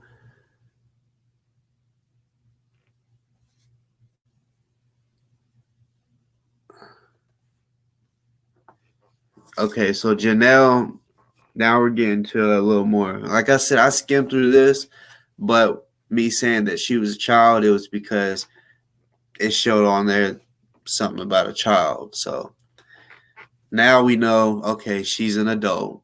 She was 26 when all this, I guess, happened. He was 29. He was born in 73. She was born in 75.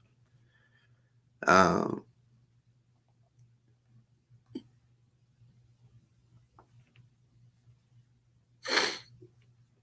so they're trying to get the protection for Tariq and Keenan. So Tariq was 4 and Keenan was 3.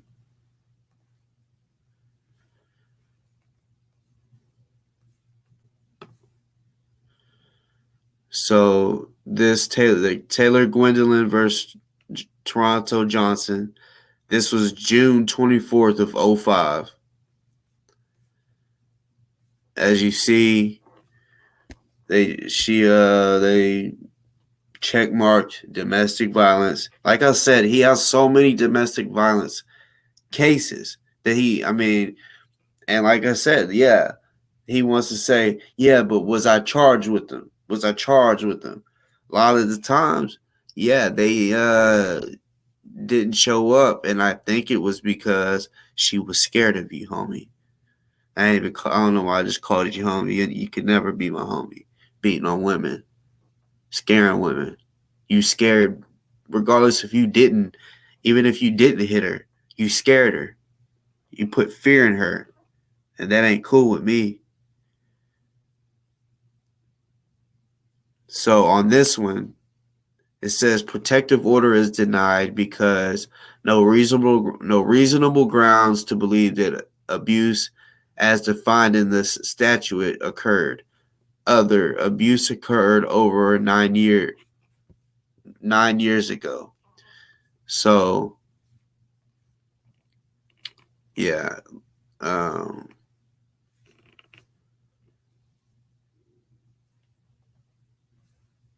I don't know what that part is about. You know what I'm saying? Because that's the first one I've seen of some shit like that. I mean, I actually read that yesterday or the day before, and that one I skimmed through too, and it didn't make sense to me. I was like, what the fuck? Like,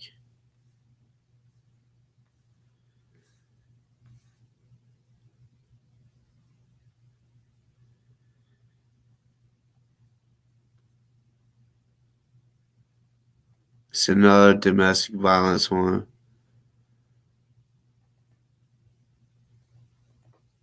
This one she put threats of violence, other, June 23rd, 05. Taharka entered my home against my will with a key that he was not supposed to have. I asked him to leave, which he refused. He said he wasn't going anywhere, and he would take my son, Carson, if I keep mouthing. He is aware that I had a previous ex park, which couldn't be served due to him going to another county. Maybe I don't know if that X Park or X Part. I don't know, but maybe because, like I said, I mean, maybe that's what it was. Some of the times where she was wanting to get a protective order and they didn't show up, and she said she couldn't be served due to him going to another county. The respondent to Taharka has threatened me, kicked my door in, tried to choke me, tried to take my son against my will in the past. Uh, Scared that if he keep coming around, he'll do something worse. That's what I'm saying right there. When she says shit like that, if he keeps coming around, he will try something worse. That's what I mean by uh, she may have not went to court because she was just scared that, okay, if I just, because when they go to court, all it would be is, okay, it's a protective order, you can't come around me. Okay, yeah, that just, if you get a protective order, it's not like it's a magical shield where he literally can't come around. He can still come around if he chose to, which he could get in trouble for it. But I know people that have had this situation, like family members, and that motherfucker still come around. You know what I'm saying? And they get in a fight, talking about the female, and I'm not gonna say who it is that I know, but uh, yeah, they get in a fight. The person calls the female calls the cops, and the dude is gone. You know what I'm saying? So that shit does happen, and sometimes they get away because they got away before the cops got there. And then there's no evidence, especially if he didn't bust her face up or whatever. Like, say, if he smacked her in the back of the head, okay, well, they're not going to do much if there's no physical harm. If he didn't, like, break in, shit like that.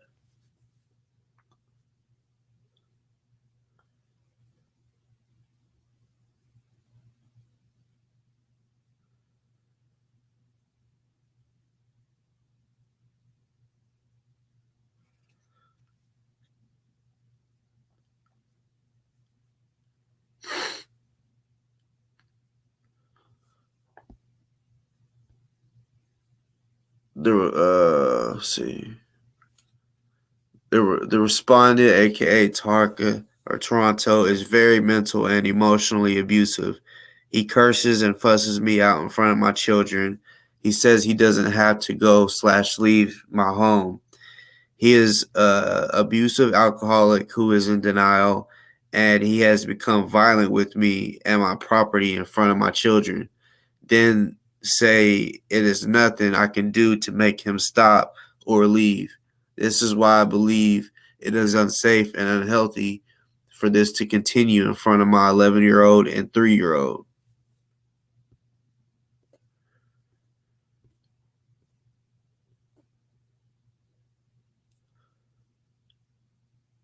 The person I want protected now lives or has lived with the respondent, aka Taharka, Toronto, for the following period of time, off and on. Let's see. He has choked me in May of 2004. He has kicked my door in 2005. He has hit me in 2003 to 2004. He has threatened me every chance he has drank 2005. Think about that. He's an alcoholic. He probably drank every day. She said he has threatened me every chance he is drank.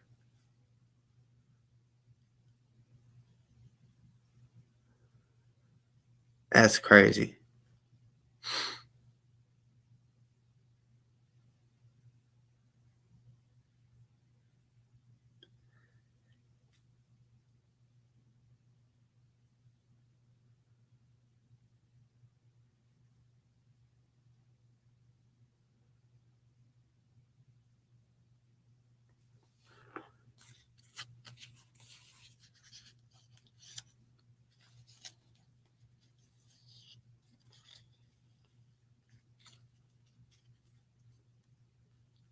Yep, I just seen what you said. Yep, that's also to protect the junior. Really, all the kids. Is so far what I've noticed. All the kids involved, like, and it's because I mean, like he's mentally abusive to him, and I bet he spanked the shit out of him before, you know. But yeah, for him to say shit like he's gonna do something to their mom if she gets a friend, aka a boyfriend, like that's some shit. Like, if I had to deal with that when I got old enough to stand up to him, I would have done something to him. I would have looked back in life and been like, this motherfucker used to beat my mom's ass. He used to fucking tell us that if she gets a boyfriend, what he's gonna do to her. Like, it probably gave them childhood depression that they carried on into adulthood. Some people don't know about that. You can literally have depression for like depression. There's different stages, types of depression. You know what I'm saying? There's childhood trauma that people don't even know they deal with. You know, if they sat there and talked about, if someone like a therapist sat there and asked a person, okay, tell me all, like, did you ever see your parents argue, and just let them just speak about it. You know what I'm saying? If that kid gets upset, or not, or the kid, the adult that's speaking on his childhood and the shit that he's seen, if he starts getting upset or mad or whatever, speaking about it, that shows the therapist or psychiatrist right there that yes, he's low key still dealing with it, and he really didn't realize it, that he's still upset and hurt behind that. And I know the reason I'm saying that is because I know of real situations that have to do with this, like people that are adults now, like my age type shit, and they go to counseling or whatever, and then they start talking about their childhood, and like, yeah, I used to get spanked, and really it wasn't just like a whooping, it was a beating, and this motherfucker did this, did that. and they're like, they can just tell by the way he's acting when he's telling how his childhood was or her, and yeah, they realize, yep, you're still dealing with trauma from when you was a child.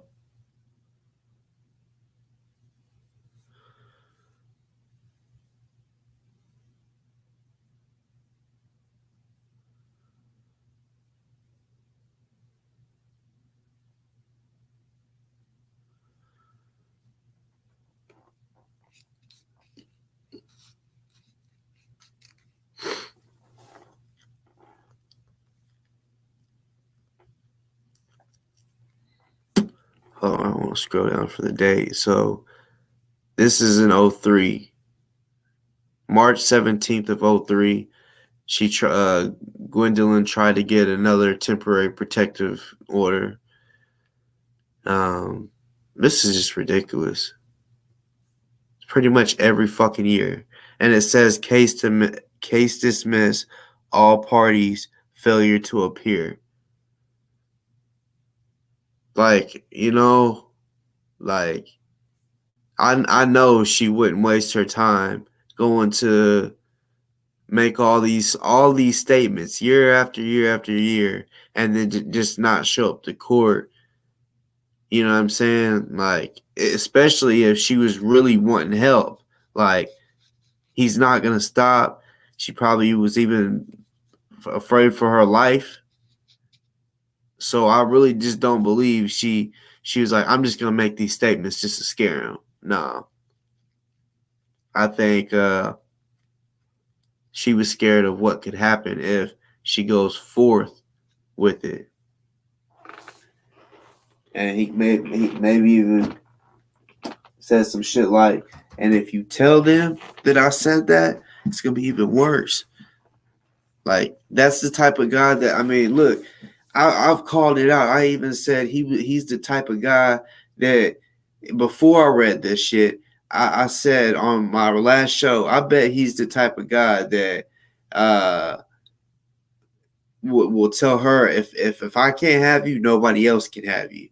I said that before I got documents of her saying that that's what he fucking said. Straight up said, if I can't have you, nobody can. That type of like I said, I know of a real story. I know of a real life. I know of real people that I actually know.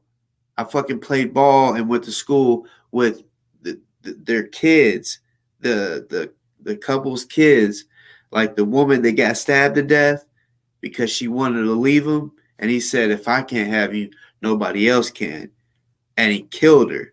He's in prison still to this day. He got life. They thought about giving him the death penalty, which honestly they still could, because he got life. So he's up in there, and they can decide just whenever. But yeah, like those kids. Well, at that time we were kids, teenagers, pretty much.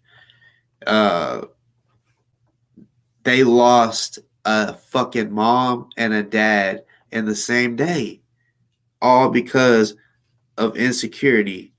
That little dick energy. They lost two parents at the same time. One got murdered, the other one went straight to jail.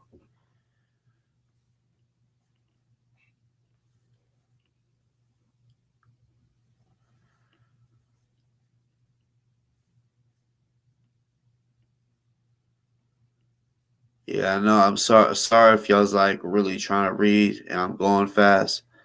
Like I said, I wanted to show y'all all these documents and not like take up a whole bunch of time.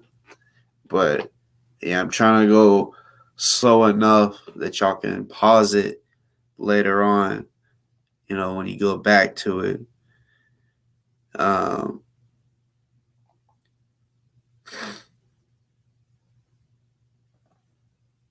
let's see. even know who that is. That's not even.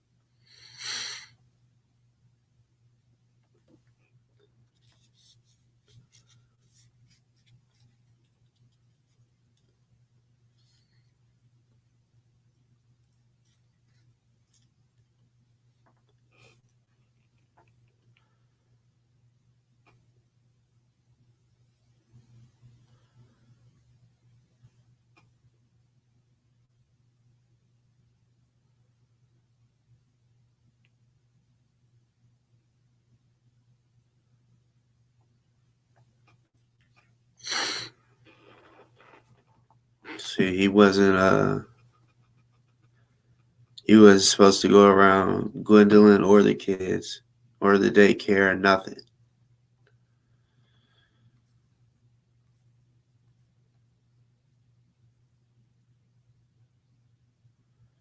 And then you see right here, Gwendolyn won custody. It says that of Toronto Johnson Jr. is awarded to, or sorry, that custody of Toronto Johnson Jr. is awarded to Gwendolyn Taylor based on an award in paragraph 5 above of temporary use and possession of a home where the children presently reside.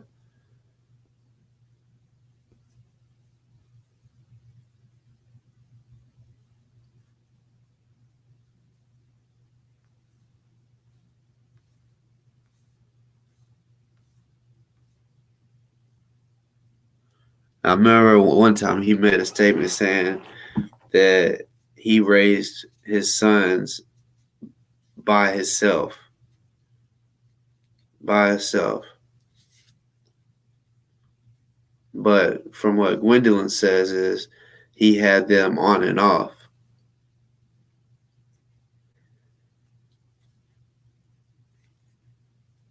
And I know those type of dudes. Like I said, I know some stories, y'all. They'll literally only get the kid just to piss off the mom. They don't want the kid. They don't want their kid because they're like, oh, I miss you. I love you. You know what I'm saying? No, they just want the kid to piss off the mom because they know the mom does not want the kid to be there. You know what I'm saying? I know stories where it's like the phone will ring, right? Like the dude would be calling the his ex girlfriend or wife or whatever, and their kids, like they got kids together, and the kids will answer the phone, right? And instead of saying, "Hey, baby, I love you," you know, what are you doing? How was school? You know what I'm saying? Something like that, because they hadn't talked in weeks or days and shit like that. And the first thing the motherfucker says is, "Where's your mama at?" Don't even say, "Hey, baby, I love you." You know, the nigga didn't give a fuck about his kids. He was just like, Where's your mama at?" You know what I'm saying? And he was more worried about sex. That's all he cared about was if he was going to be able to fuck over was his kids good? Like, you know, how are they doing? You know, like I can't imagine being a father like that. Like The longest I've been away from my daughter is like a week. That's because they went and stayed with their grandparents, like my parents and shit. And that was like, oh my god, like it felt like fucking forever. And then when they got back, I was like, oh my god, like y'all got big. My son, like, yeah, we he it was like we sent him and he came back badder. He was even more bad. Like I don't know what it was, but I remember one time he had came back and he had this like he was trying to buck up, and as a man, I know what it's like to be a boy, a teenager, and in my opinion, the boys need harsher punishments than the girls. Like my daughter, she never bucked up to me, was aggressive or whatever, But yeah, I'd be dealing with that with my son. Like he loves to fight. He loves to fucking fight, and you know, he's not. I don't think he's like scared of me. You know what I'm saying? But he knows like when I'm serious and I'm not fucking playing with him, like he'll stop. But when he's real mad, he'll try me. You know what I'm saying? He'll try me a few times, like until like I have to, put the smack down, let him know who the fuck he's talking to. Like I hope he don't ever do that as a teenager, because I'm gonna tell him, I'm gonna give him one warning. I'm like, look, that's your last chance. You ever do that again, I'm gonna treat you like a man on the street, a man that is my age. I'm gonna treat you like that because you got me. I'm gonna tell him you got me fucked up. You know, ain't none of that gonna go down.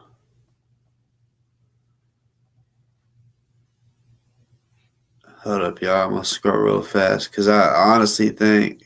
Oh wait. Let's see.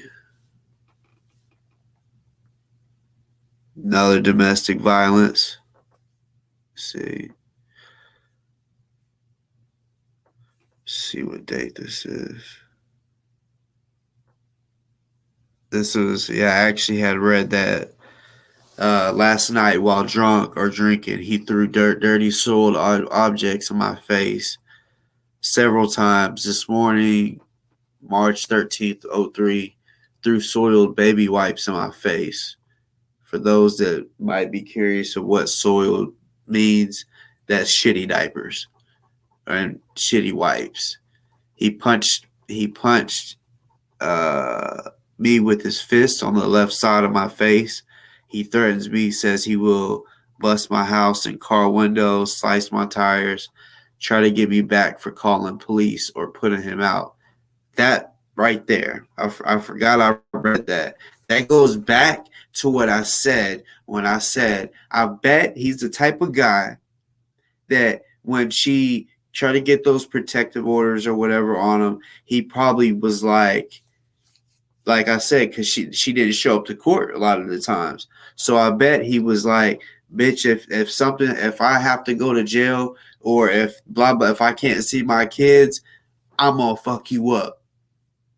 Or I'm gonna, she says he threatens me all the time, and she's scared that he's gonna do something. So yeah, I bet that's why all those 11 to 13 domestic violence cases you got, homie, the two child abuse, I bet it's because you threatened her not to press charges, bitch. You bitch.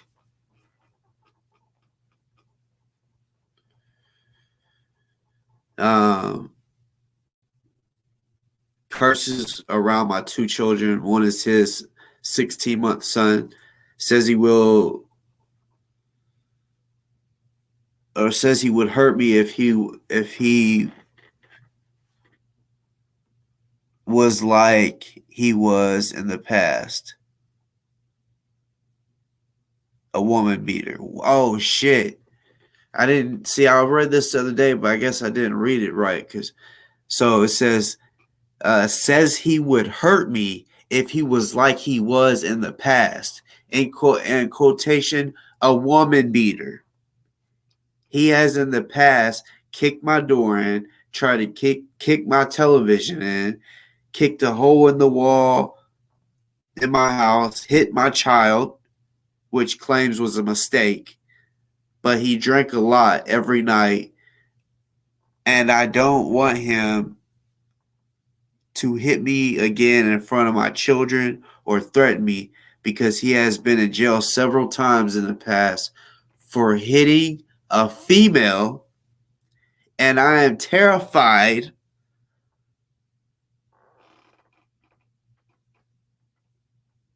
Hold up.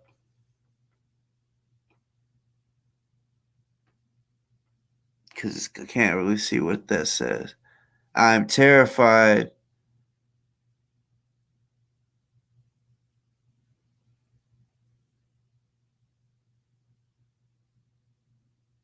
I can't see what that word really says, but I see the ending. But she says, and I'm terrified, and whatever it says, uh, maybe that he will really hurt me like he said. Oh man. Oh man.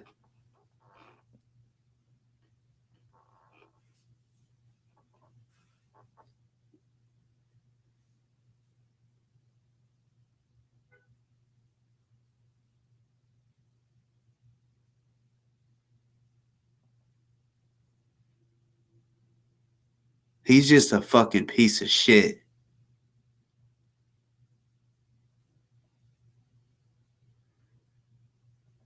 So if you see right here, says, I know of the following court cases involving me or the person I want protected and the respondent. Examples. They're all in Annapolis court kind of case of O2, domestic violence.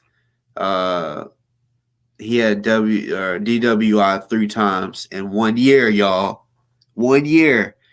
The motherfucking drunk ass motherfucker. You know what I'm saying? 3 times got DWI.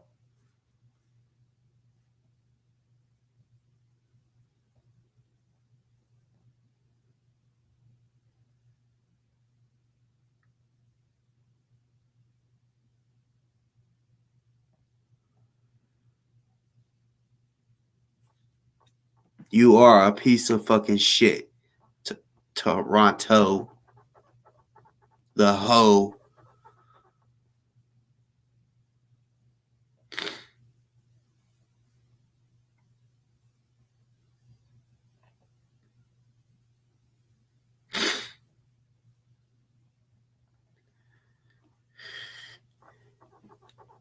After these documents, I gotta go take a piss.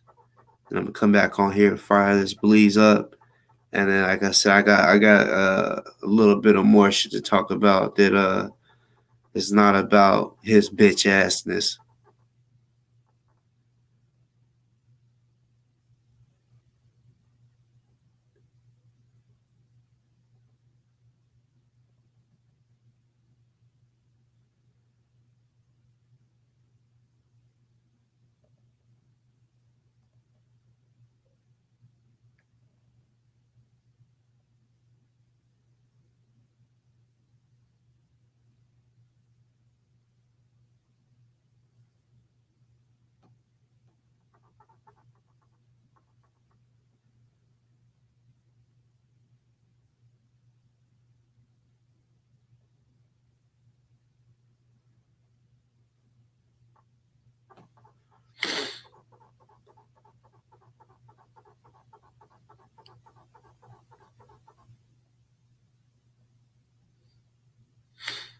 you're a fucking piece of shit.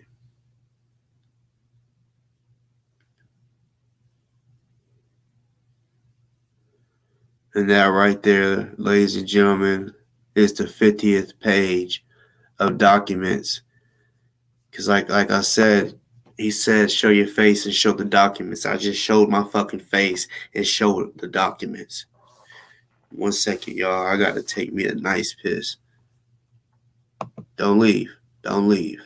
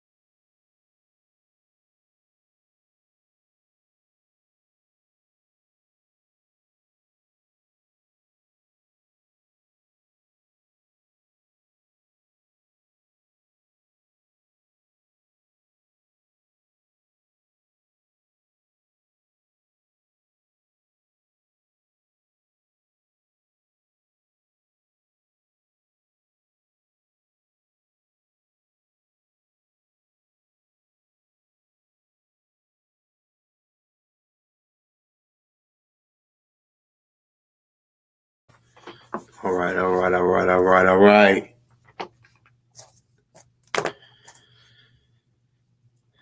Let me spark this baby bitch up.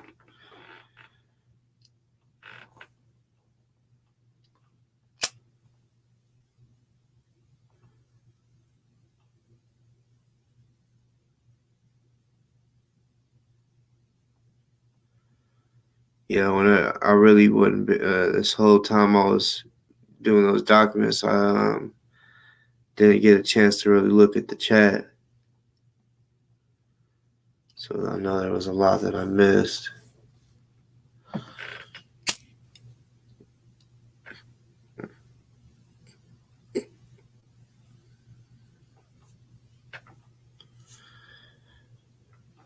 But yeah, if I had to summarize all of that into 3 words,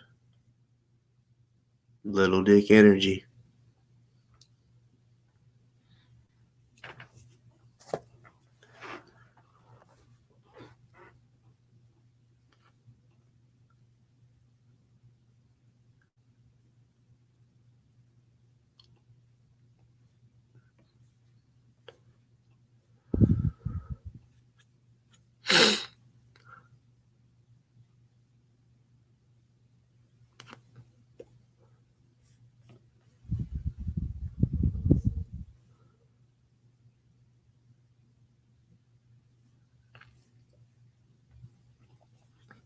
All right, y'all. So,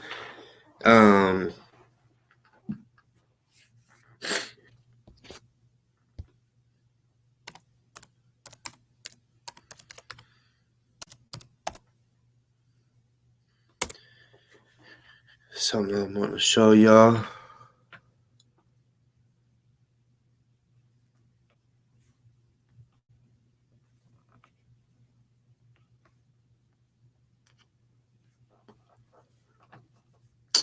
Motherfucker.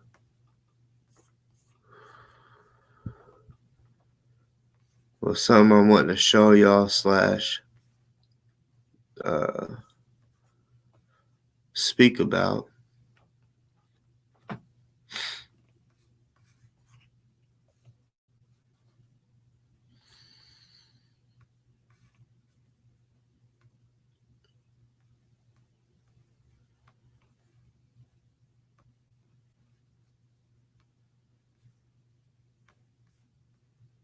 Okay, so the other day,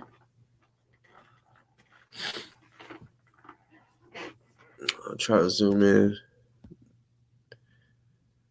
You see, this is from OC the Great. It says a letter from Othel Wallace from prison. He's not in prison, he's in county.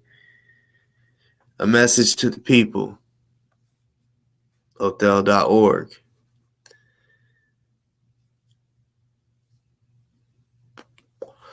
I have some issues, I guess, with this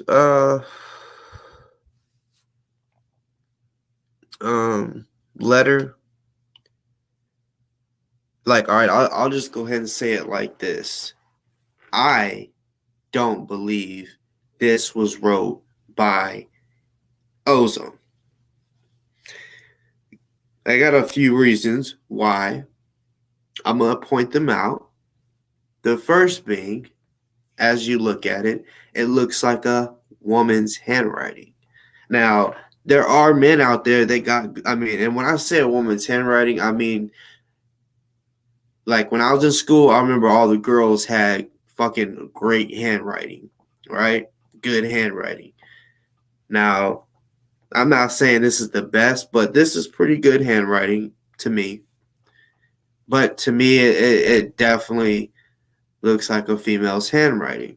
Now, that's not a diss or anything like that to him. Say if he did write it, I'm not saying he got girly hand. It's not disrespectful. I'm saying this is good handwriting regardless. But I just look at small shit, the smallest shit. I don't think he wrote this.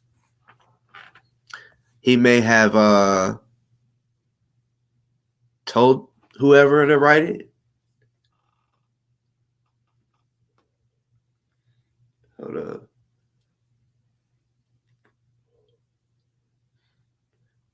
I don't know why. It kind of smelled like a fucking seed was up in that bitch. Like I can smell it when the seed's in there, so I think there might have been.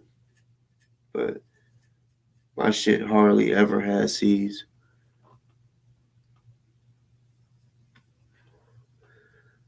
I don't inhale. I don't inhale it whenever the seed is burning. Like that shit can give you a headache. I heard it can even lower your sperm count.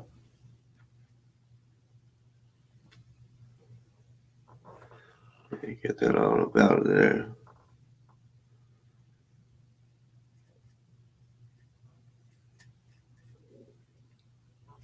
All right, y'all. He says, Shalom. First, how are y'all?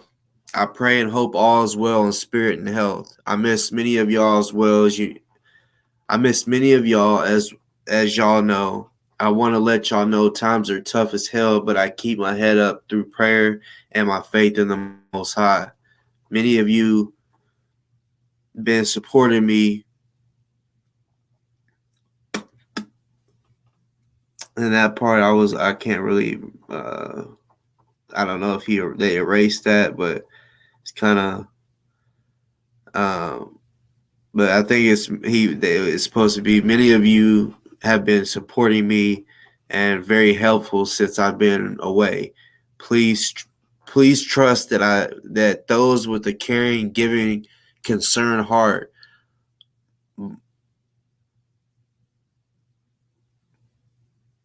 the Most High has blessings stored away just for you.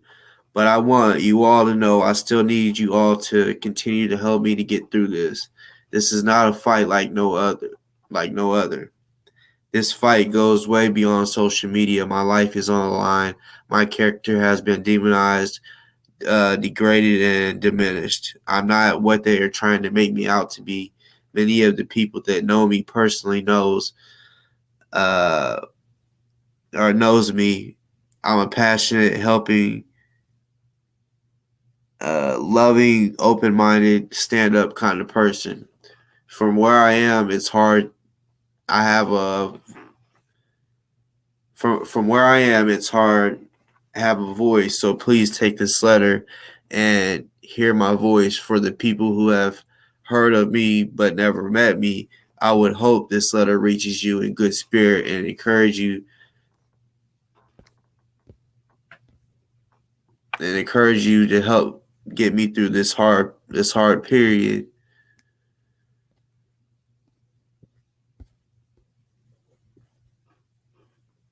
I wish I could make this letter a lot longer and a lot more expressive, but unfortunately, I can't. It's not easy thinking about what people are going through watching this situation with me unfold. I have to be strong and need the strength of everyone. Being emotional can have various impacts on me. Please continue to stand with those on. Shalom. I love you all. So the last sentence, not the shalom, but I love you all, but it says please continue to stand with those on. Why would he put please continue to stand with those on instead of saying please continue to stand with me? You feel me? So I mean that is another reason why I think he didn't write it, that it was from someone else. Like I said, he could have maybe told them what to say or a little bit of something what to say, but I just that it just when the first time I read it, I immediately was like, this I don't know. This sounds like someone wrote it, which I don't know if that is the case. I don't understand the reasoning behind that, you know, because he could have literally wrote a real letter, sent it, and then I don't know. I don't know if I don't know. But I just don't understand why, if you're writing a letter to for someone to read out to the people, why would you talk in third person like that? You know what I'm saying? Why would you say please continue to stand with those on? Like, if I'm writing a letter to y'all, I'm gonna say please continue to stand with me.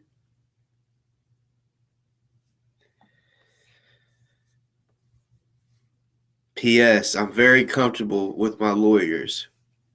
Their avvo.com rating is a 9.6.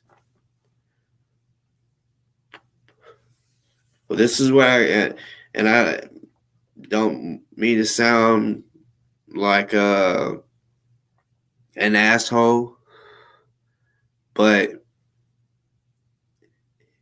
he, along with everyone else that is involved with him, can feel as comfortable as they want with the attorneys. But my advice is don't get so comfortable. You know what I'm saying? Because what I know is there ain't a lot of motherfuckers out here um, that's really going hard for you, Ozone. You know what I'm saying? You got, I know other people that have shows. They can do what they want on their show. I know they have their own life to live, you know. But when there's a team that's supposed to be strictly worrying about raising money for you, that's what they should be doing. That's what their show should be focused on, not Ukraine. So you got that time to talk about Ukraine, right? But I didn't watch the show, but I bet I could be wrong. But something tells me he didn't even say, "Hey y'all, remember y'all go donate." I could be wrong, but I know the show was about, you know, I mean, the title had something to do with Ukraine, and they was talking about, how the government wants to take our guns away and shit like that, and blah blah blah. That's not getting him no money. Let me go to othel.org.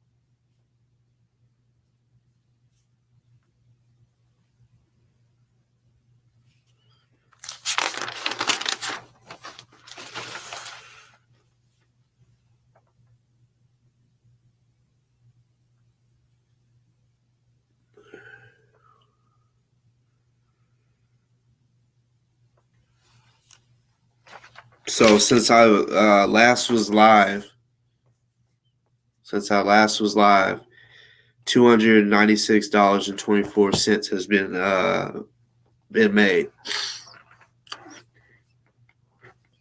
You know,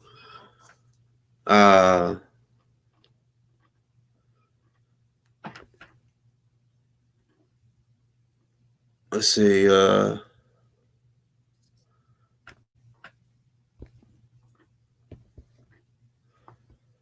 Let me see something real quick.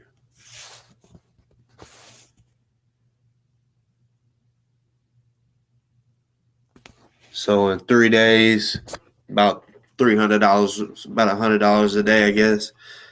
But you know that the ones that the people that donated, those are the people that are locked in. They're like their heart. They gotta like they're really focused on them. Those are the people that you don't gotta remind to donate, right? Like they should be grinding. You know what I'm saying? Like not just working. I'm talking about connecting. You know what I'm saying? Like whenever I was helping, like he could say, and that's another thing. In that letter, it talks about even the people that have never met me, he wants them to go hard, right? But he says he's never met me, but he don't want me selling shirts in his name. Ozone. Hashtag free ozone that I see a bunch of people use. Hashtag free ozone. Come up with your own slogan. You know what I'm saying? Like hashtag free Othel. But yeah, I came up with the hashtag free ozone, and it's just crazy. It's just crazy. You know, even before all of that, before Remy took the money, before anybody was arguing, people we would. Well, I don't know if I can't really say we, but I know the Boss family and myself was reaching out, trying to get bigger platforms to help. And like Kwame, he wrote down we stand with ozone.com. I don't know if he made a donation or not. And then most everyone else, they had a trust issue. It was like, well, whenever you have an attorney picked out, let me know, and I'll send the money directly to the attorney. Because if it's a bunch of money, I don't blame them. But when we're just having the same few people, well, it ain't few. I mean, hundreds of people that are donating. Because I can tell you, there it ain't even, well, it's a couple hundred. There's been 205 donations, right? 205. And I know for a fact there's multiple people that has donated multiple times. So that's not 205 people that donated. Let's look at it like that. You know what I'm saying? Like, that's why I say, I like openly, just straight up said, the team that is raising money for him sucks.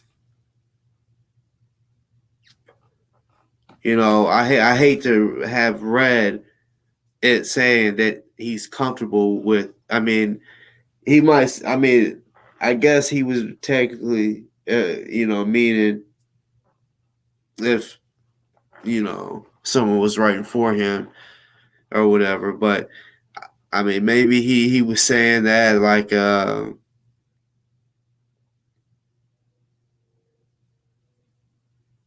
He's comfortable, like he likes them, like they're good attorneys, but there's no fucking there's I mean, nobody should feel comfortable if they're if they're. I don't know if it's like, oh yeah, okay, we got the attorneys right now, you know,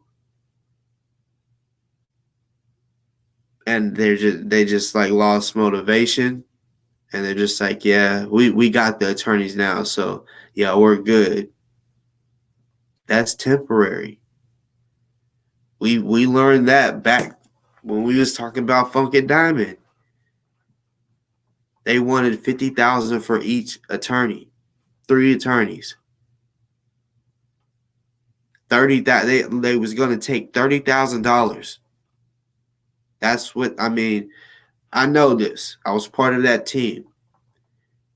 They said we'll literally start working if you get us that $30,000 and get us the rest in a few months, couple months maybe, right? It was a short time to get the rest of the money, 120,000, right? Now I can say now, okay, it was a good call that they chose, because they told the people once we get to 30,000, he's gonna have an attorney. So everyone was happy. We celebrated on this bitch, everything. Everyone was hoorah and happy and all this other shit.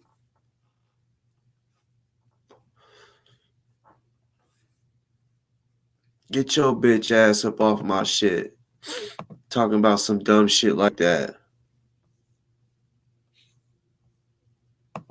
Get your bitch ass off my motherfucking shit. Nasty fuck. Like, I mean, just bitch ass niggas. Same bitch ass niggas that want to make these bitch ass shows.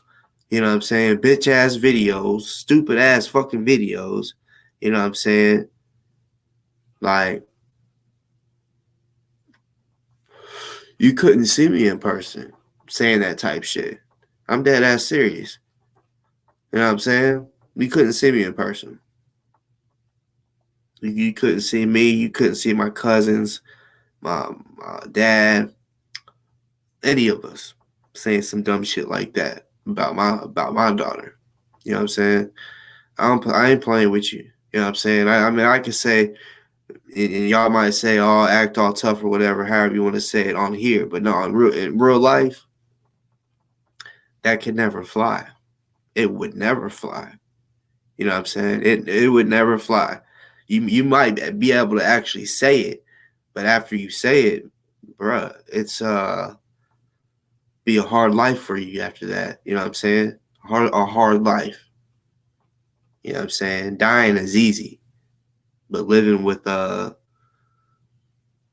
fucked up limbs, missing fingers, that's a fucked up life, don't you think? You know what I'm saying? Like, especially if you don't get no coochie, you get all your fingers cut off, you ain't gonna be able to jack off. You know what I'm saying? Yeah, and I thought of that.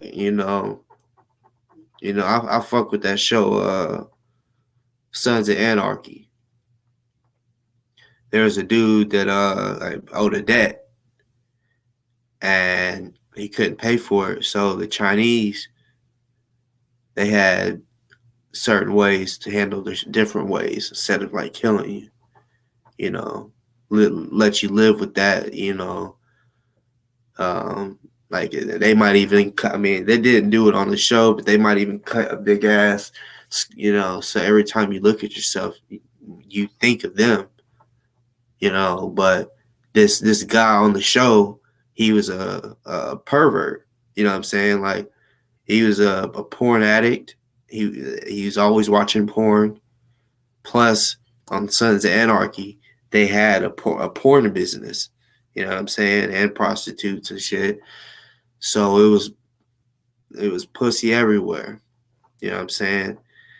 And yeah, the dude, he had a like, he's addicted to jacking off and porn pretty much. And they knew that. They knew he had a problem with jacking off. Like he would do it in public. You know what I'm saying? Like he the way they portrayed him was as if he was the type that if he seen a bad chick, he would just take his dick out and start jacking off in front of her. You know, they knew that about that guy. They knew, oh, okay, so they cut his fingers off to where he couldn't jack off. You know what I'm saying? So yeah, motherfuckers just need to watch what they say about motherfuckers. You know what I'm saying?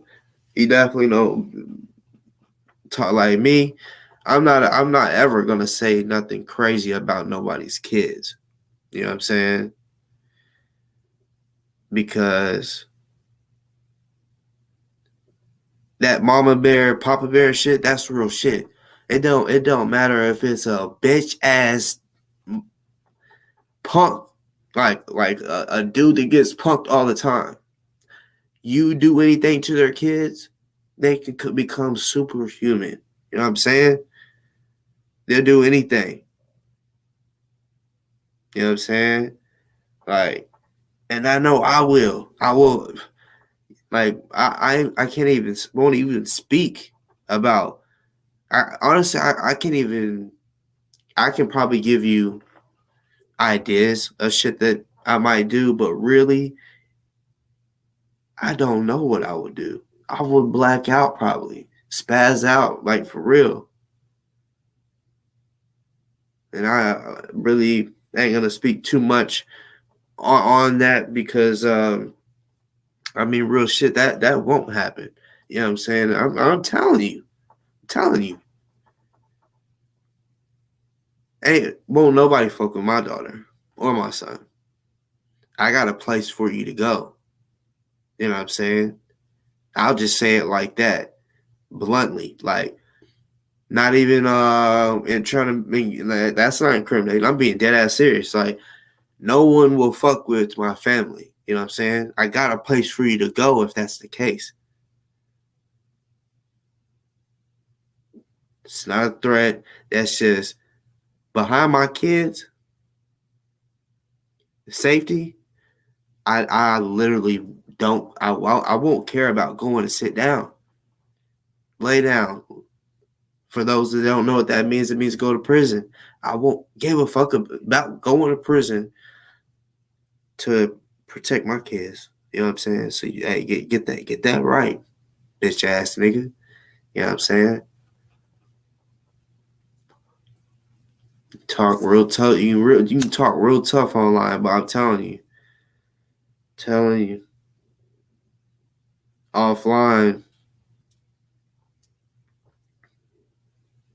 man. That's why sometimes I be saying on here, I don't really want to be saying certain shit because you know the people that really like fuck with me on here, cool with me. I don't want them looking at me a certain way, you know, like judging me a certain way. Like nah, like I'm still a cool ass motherfucker, cool as a fan.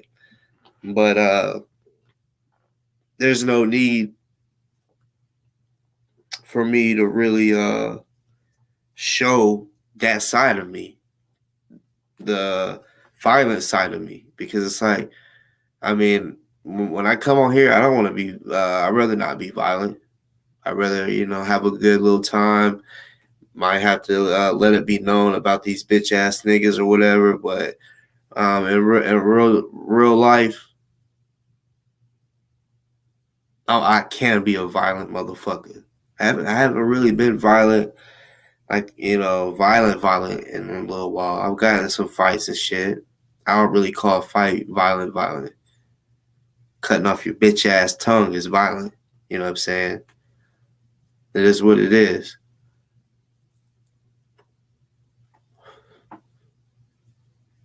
Cut off your motherfucking dick and put it in your motherfucking mouth and duct tape your mouth, bitch. Does that sound a little violent for you? They gotta make you suck your own dick.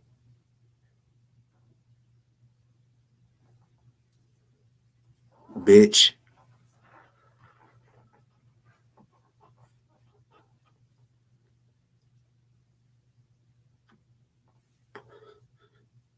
You said lose his teeth. Yeah. I'll make him lose his dick. And I'm gonna put it in his mouth, make him suck his own fucking dick. I mean, he's gonna be tied up, and I'm gonna use that Gorilla Glue duct tape, put on his mouth. You know what I'm saying? Like he gonna be bleeding out and shit. Shit, I might even sear it.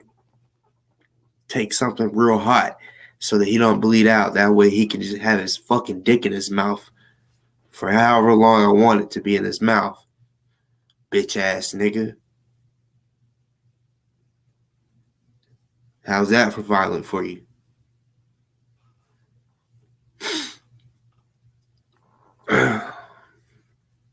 Y'all are like what do you call it, obsessed. Y'all just go, oh, let me go make another email. I'm gonna keep making emails so that I can sign into that and go comment.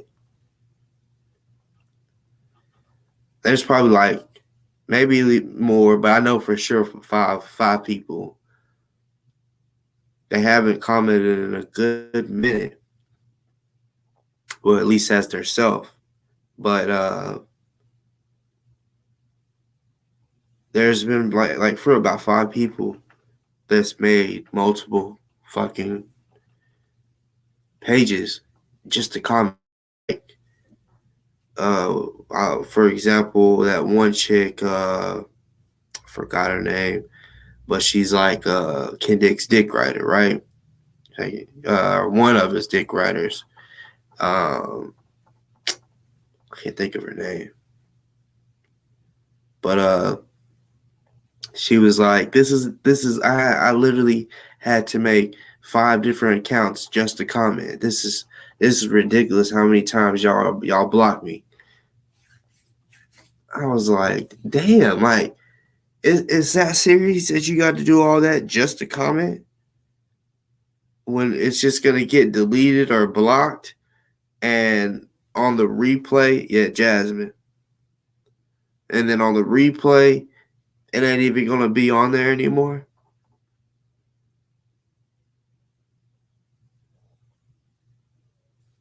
So whenever you come to Memphis, let me know, bitch niggas. You know what I'm saying?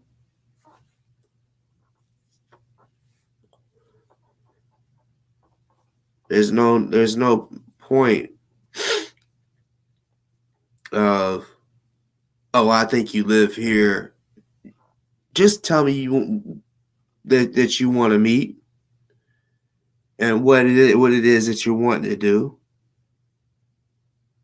You know what I'm saying? I'm gonna come ready for literally the furthest extent, but I'm down to just straight up fade. You know what I'm saying? I'm down for that, but don't come. I mean, if you're the type that is like, oh yeah, I'm gonna go do this. If you're gonna be the type to press charges or call the cops when you realize, damn, I didn't think he was gonna whoop my ass this bad, or bust out my fucking teeth to where now because, bruh, if I hit you in your fucking mouth, like if you don't have no mouthpiece on, And I know how to hit right. First time I ever hit someone in their fucking tooth and it made my fucking hand bleed, I said never again. I'm gonna learn how to punch someone to knock their teeth out. That's what I would want to do. I know how to catch you with your fucking mouth closed or something. You know what I'm saying? I'm gonna knock your fucking front teeth out.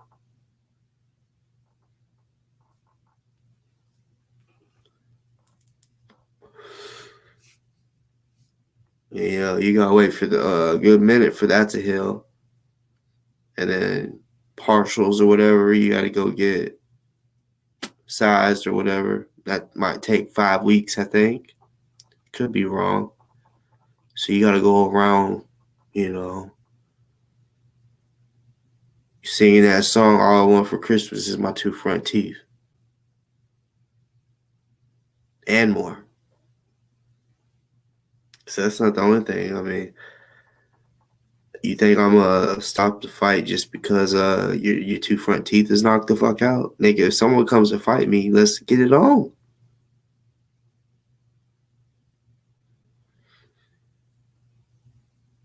Same the UFC where, oh, I knock you out. Over with. We ain't fighting for no belt or no money. If we fought for some money, yeah, as soon as I knock you out, okay, it's over with. I won. But winning can be different to certain people. I don't know how many times I've seen someone get knocked out and someone still beat on them. Still beat on them while they're knocked out, and their arms is and they're still, they're having a seizure pretty much, and they still there. Wake your bitch ass up, so they can do it again. They wake up and be like, oh no, we ain't done. And they're like, come on, stop. Like, no. Like, you won. I'm done. Well, I'm not. Because I'm still thinking about what you said. You know, what you did. Some people, winning is just knocking you out. Or, you know, whoever got the most punches in. If you're busted up, bleeding, the other person ain't. Some people call that winning. You just don't know a motherfucker until you know. You don't. Oh, man. Oh.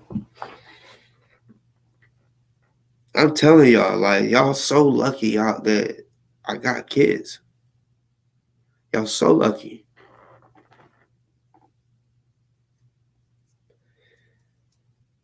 A lot of y'all. And I'm not talking about the ones hiding behind all these just fake accounts just so they can comment. I'm talking about them all. All the ones that I don't call out on here, all y'all bitches are lucky that I got kids.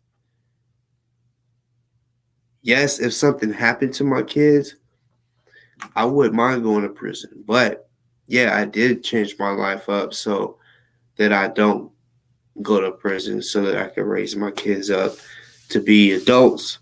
You know what I'm saying? But and I'm gonna keep it real. If anything that was, I'm gonna get away with it. That's how I'm gonna look at it. I'm just saying, like, I'll be willing to go to prison behind my kids, but knowing me, I'm only do it if I know I'm gonna get away with it. I'm not gonna just think stupidly and just do it like, say, broad daylight where there's a camera facing. Nah, how can I get away with it?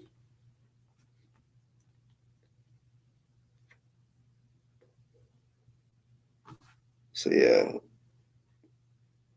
you might as well not even comment with that bullshit.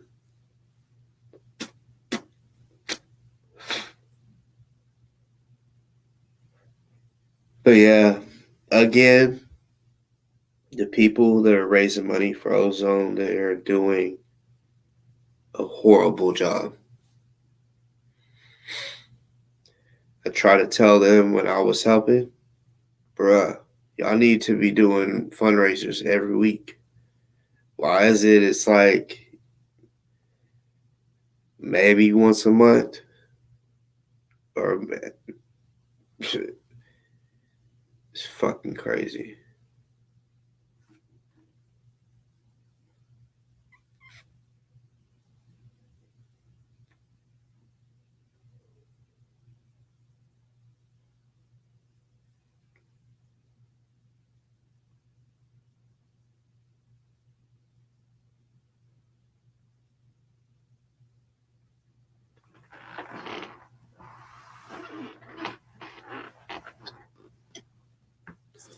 So yeah, anybody that's on here or might be on here later on that follows Taharka and it just can't wait.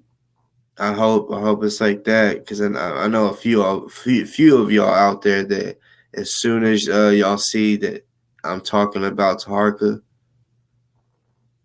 y'all go run and hop in his lap like he's Santa Claus and tell him that, oh, Boss Talk's talking about you. That's that's what I want you to do. Go tell him that. Go tell him that he mentioned. I mean, because I couldn't go on his show that day because I was live. But he mentioned for people to come on his show and show their documents and their face, But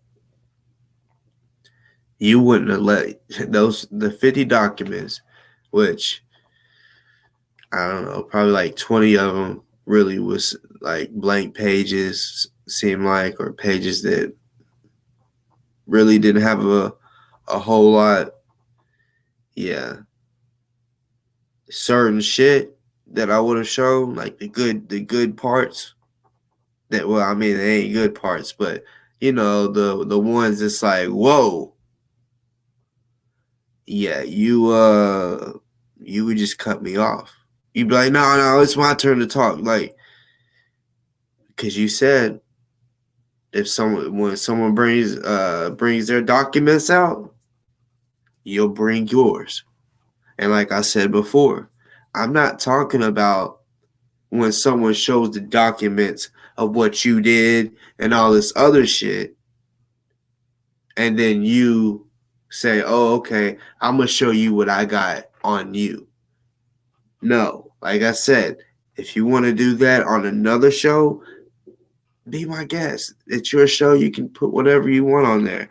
But if you say somebody, for the people that are speaking on it to show their documents that they got about the shit, and you'll show yours, we're expecting when you say you're going to show your documents, that you're going to show your documents about this topic, about the domestic violence, the child abuse, all of that shit. And when I say child abuse too, regardless if you was charged or not, abuse is not just beating them. Verbal abuse is a thing, and you most definitely did that. Telling the kids that you're gonna hurt her if she gets a new friend. I ain't never heard of such. I've never heard of such. Someone had the balls to just look at a little kid and be like, I'm gonna hurt your mom, right? If she gets a friend, like, that's exactly right, Katrina. That shit will stick with you for life. You will remember that. I mean, words. I mean, I don't know why they came up with that saying. Sticks and stones may break my bones, but words will never hurt. That's a fucking dumbass statement. Because I mean, words are, I mean, words are so powerful. You know,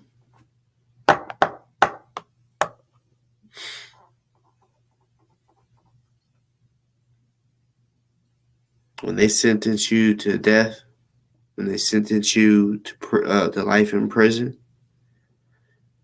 they don't do it by beating you. They do it by saying you're guilty,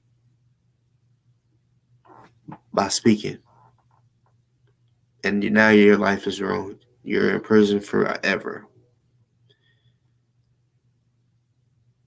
So when you tell a boy,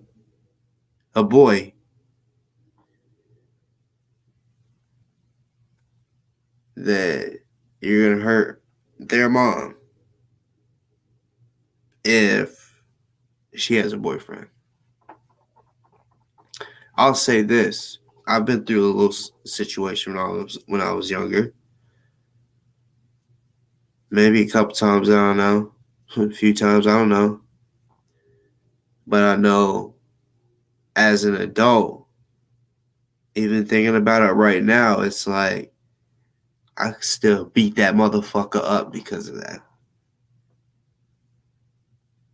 Motherfucker, like, really, like, and I'm talking about a person close to me, you know. Fuck it, I'll just go ahead and say it, my mama, right? I'll just say her ex. I ain't gonna say like, you know, cause like on here I really don't like having motherfuckers, cause I know people want to try to piece my life together and think they know shit, right? But yeah, a person my mom was dating at the time, yeah, he had got physical before, you know, and my mom she ain't no bitch. Oh yeah, she you know, she used to have these big ass trays. She would fill them up with potpourri. And I remember she threw it and hit him in this motherfucking dome.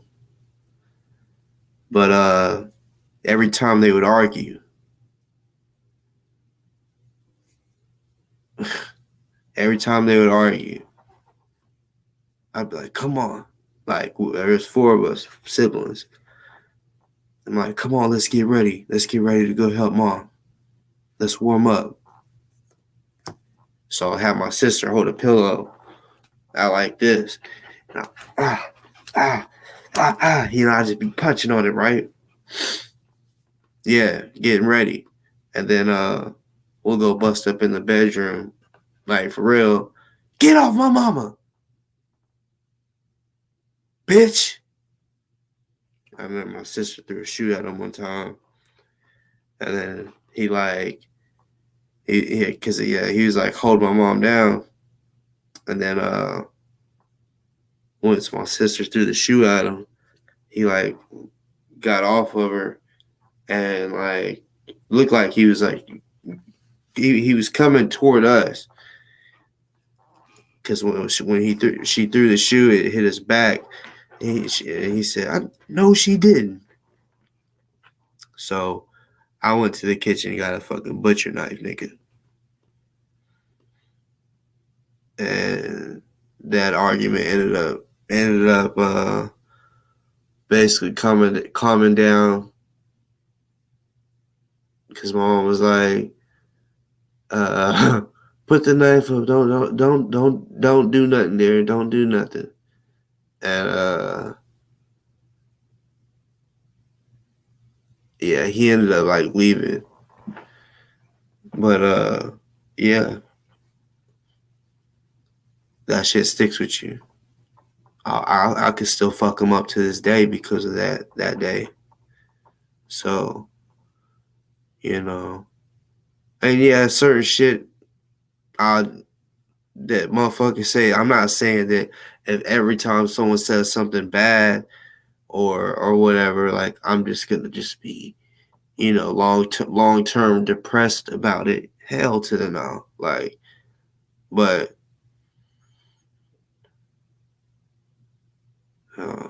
I'm just saying. You need to learn who you're fucking with when you're fucking with them. That's all I gotta say because I know I'm the wrong one to fuck with. I can sit here and say I'm not the baddest motherfucker in the world, but I know what I will fucking do,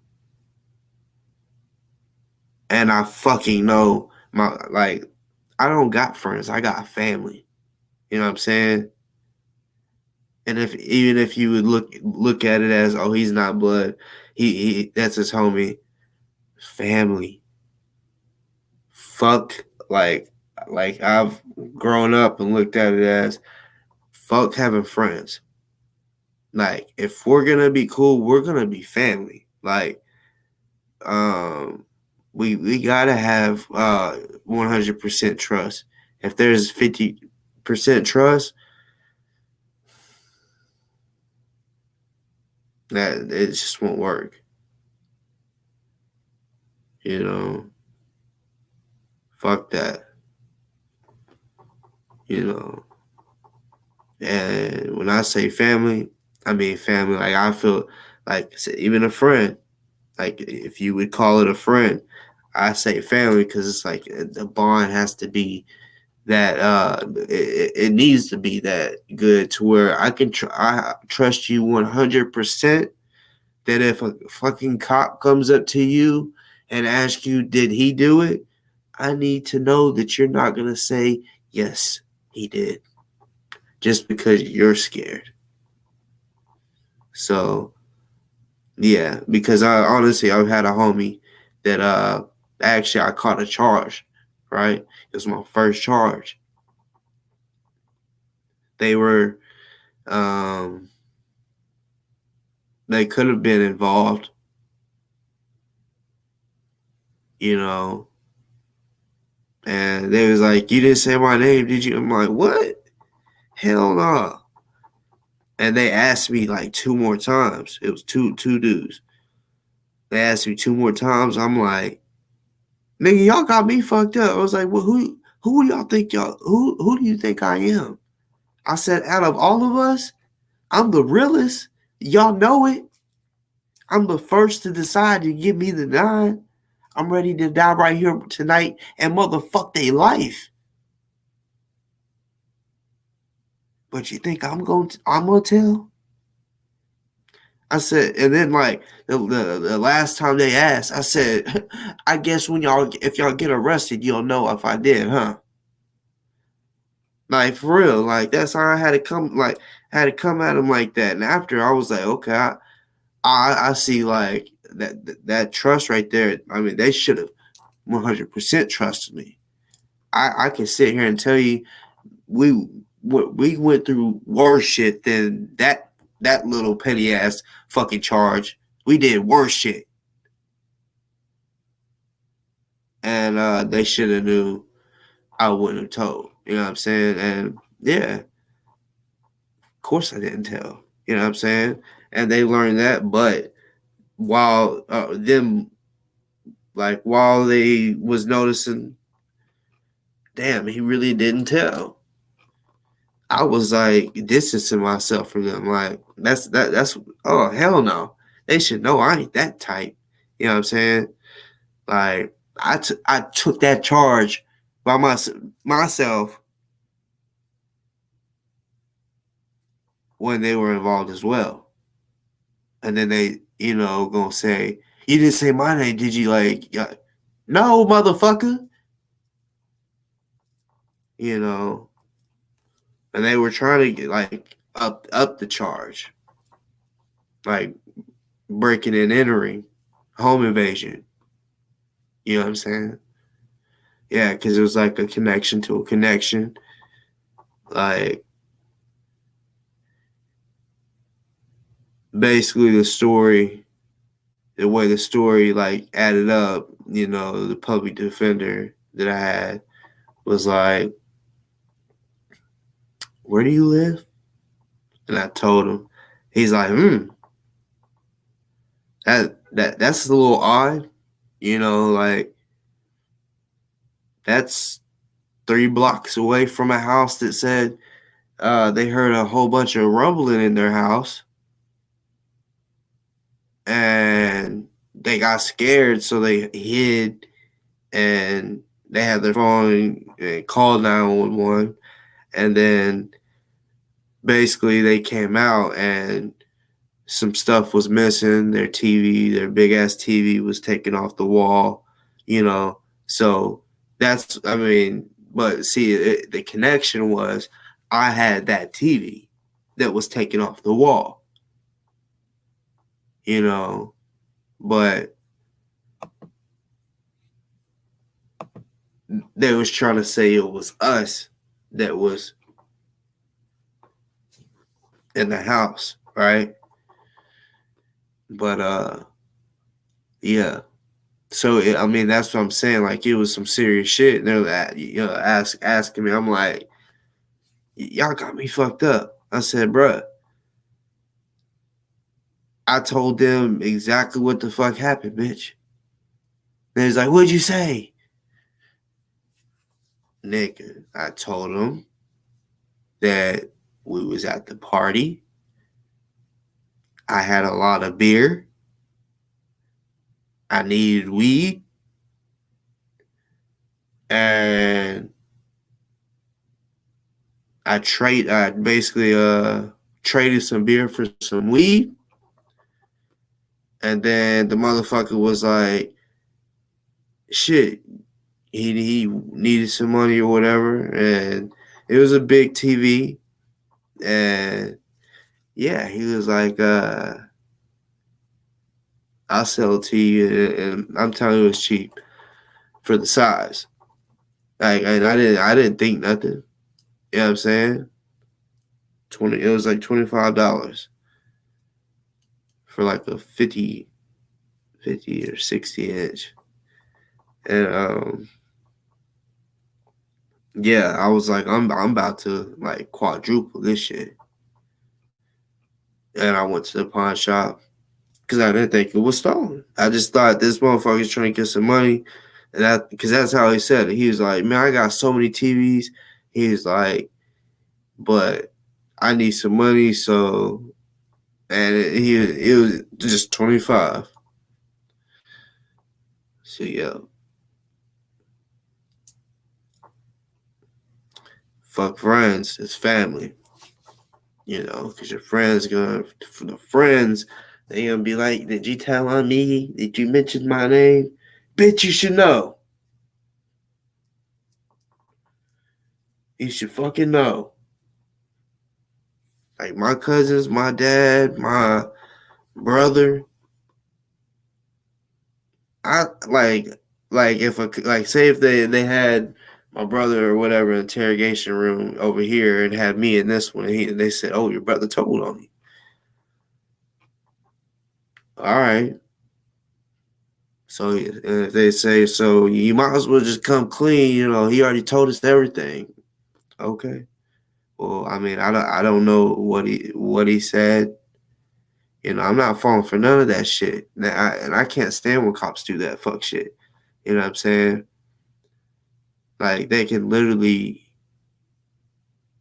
fuck up a whole friendship or a family just by doing that. By telling that family member, "Oh, he told me everything," and don't even give him no details. People just got to be smart whenever they really trust someone. Be like, "Well, okay, so what'd he say? What'd he say?" You'll know if he's really told or not. If they don't tell you what the fuck they said, or if they tell you it like details, then you'll know. Okay, yeah, they spoke. Or if you get arrested and he didn't, he told. But if y'all both got the same fucking story, they'll sit there and really try to hold you and question you and see if they can get you to pop. But after a while, they're like, all right, well, you're getting released.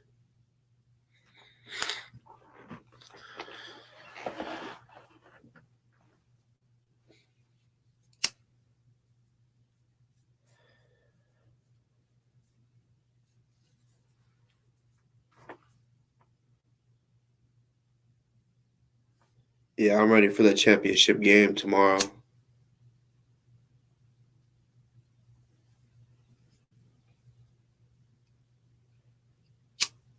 Like I said,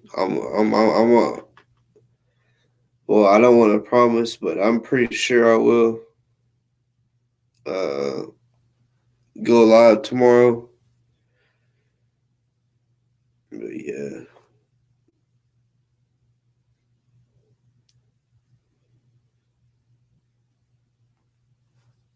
like I'm not even. Uh, yeah, I'm not even thinking about losing. I know if we did, uh, I'll be one pissed off motherfucker that I might not even go live. But my team, which I've had like there's three players, including my daughter, uh, that are returners. All the other girls, we got six total. So the other three, they've never played with me. So um, yeah, I already I've already worked with, which of course I work with my daughter, but I work with the other two. I have been the past 3 seasons, and yeah, I'm taking them to the championship every season. I can say that for sure. My first 2 seasons as a coach, coaching them, you know, the first season we only lost to the team that won the championship. They went undefeated that year, like kind of like what we're doing. They had a girl because all my players, even the good ones, I had a young team. They were just turning 6, just like my daughter. She was 6, and uh, I mean 6 and 7 year olds. So there was a girl that was 7, about to turn 8, while she was playing. Plus, um, yeah, I think it's her dad or mom. I don't know, but they definitely work with her in basketball. You know, get her training and like send her to camps. Like the Memphis Grizzlies camp, which I'm gonna start doing that for my daughter, well, and son. Send them to the Memphis Grizzlies camp and to the college camps. You know what I'm saying? But yeah, she was just good. You know what I'm saying? Just like there's a girl on my team. She's the highest scorer, not only on my team but in the league. Like she outscores everybody. Every team we played. I mean, because you gotta understand, like our first game we beat the team 34-2. She had 22 that game, or something big. Like, you know what I'm saying? Like she had a lot of points that first game, and yeah, she's always our high scorer. Um, I do have another little girl. She's the second highest scorer. She's just real like both of them are real athletic. My daughter, she is too, but I mean, I just started. I mean, I started her in martial arts when she was 3. So as far as all that, she's more better at martial arts than anything else at the moment. Like she can kick high, do all that shit. But yeah, I'm not worried at all about getting her like or to make her a star. I didn't start basketball until 3rd grade because I was a little badass kid, And yeah, I got in trouble. So first and second grade, I mean, I played soccer then, but I don't know. It was like I would get in trouble after the soccer season or some shit, or right before, however it worked out. Like I would get in trouble, and she's like, "Oh, I'm not signing you up for football or basketball," because it would be like real trouble. Like I'd pick up a cigarette, you know. My mom smoked, so I'd take a cigarette out of her purse while she's napping, and since she smoked in the house, at that time it wasn't illegal to just smoke in front of your kids. You feel me? But yeah, I knew I could just light it up in the house, go up in the bedroom, open up the window, and not worry about her being like, it smells like cigarette smoke. But yeah, I think I might have mentioned on here one day, I almost caught the house on fire. I was smoking a cigarette, thinking I was in second grade. I was thinking I was a little, adult, hitting that shit, blowing it out my nose, you know, and I don't know what the fuck I was thinking, but I had the trash can from in the bathroom to dump the ashes, and I took a piece of toilet paper and I just straight up lit it, and when I fucking lit it, that shit uh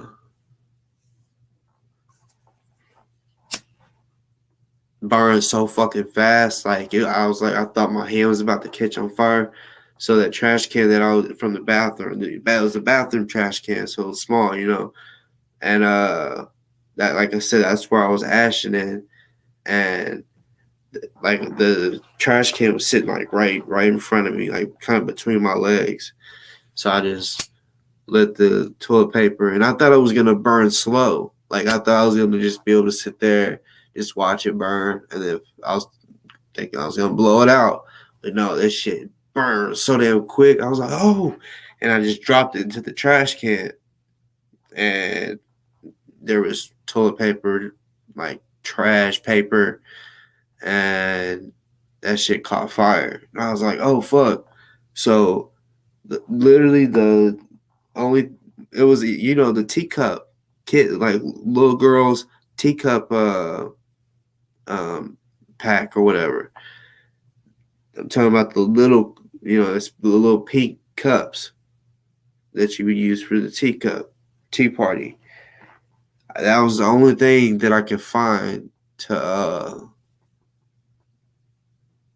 like fill it up. I filled it up and I threw it on the fire, and it didn't do no damage. Like the fire, like didn't do shit to it. Its fire would look the same. I didn't think to do what my mom did. I should have picked it up and put it in the fucking tub and turned the water on. But I was scared to grab the fucking trash can. So by the time my mom, because my sister, the sirens was going off, the alarms. So my sister got scared from the sound of the sirens or the alarm, and she ran in there and she's like, "Mama, there's a fire! There's a fire!" So she, I remember when she walked in, you could tell she just woke up. Like she had like a line in her face from the pillow or some shit, and like she came in there and she's like, "Oh my god!" So she freaked out. She grabbed the trash can, put it right in the shower, turn the water on, and then that's when she started asking questions. And of course, my sister snitched on me. Like, yeah, he lit a piece of toilet paper, and uh, it started burning real fast. So he threw it in the trash can, and it caught on fire. But yeah, I I most definitely smoked in the second grade. I smoked in the first grade. Um, maybe third, fourth, fifth, sixth. I mean, I wasn't a regular smoker. This was just I want to do something that the grown ups do. So we call it the grown ups. They do what the grown ups do. And every now and then, yeah, just be like, hey, let's sneak a cigarette. You know,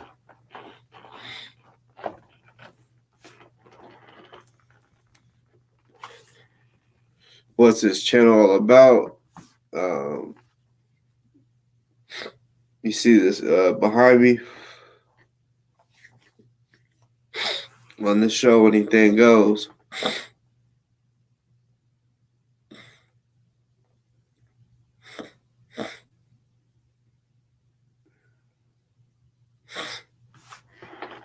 The only thing is, because tonight, I've had a lot of trolls. The only thing is, you got to turn your camera on if you come in. Anybody. I mean, not just which of course I know it's not the real Larry Hoover, but yeah, anybody want to come in, they can. Y'all can. You just gotta turn your camera on for tonight. You know what I'm saying? Sometimes it don't, but yeah, because there's some trolls up in this in this building tonight.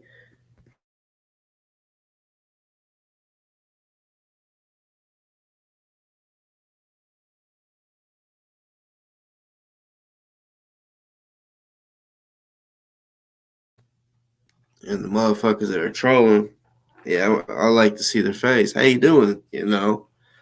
They see who I am, so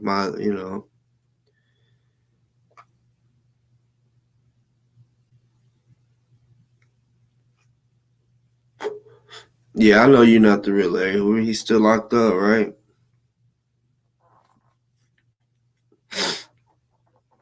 Man, I used to be for like 2 years. I mean, yeah, I kicked it with some GD niggas. Like they was all brothers, like real brothers. It's like fucking 8 of them. They was all GDs, and I kicked it with them for 2 years straight. You know, they was fresh out of prison on a body, first degree murder, and once they got out, they was still on that type of timing. So that should let you know what type of timing I was on too. I was hanging out with these dudes, and anytime we had an issue, you know, we handled it.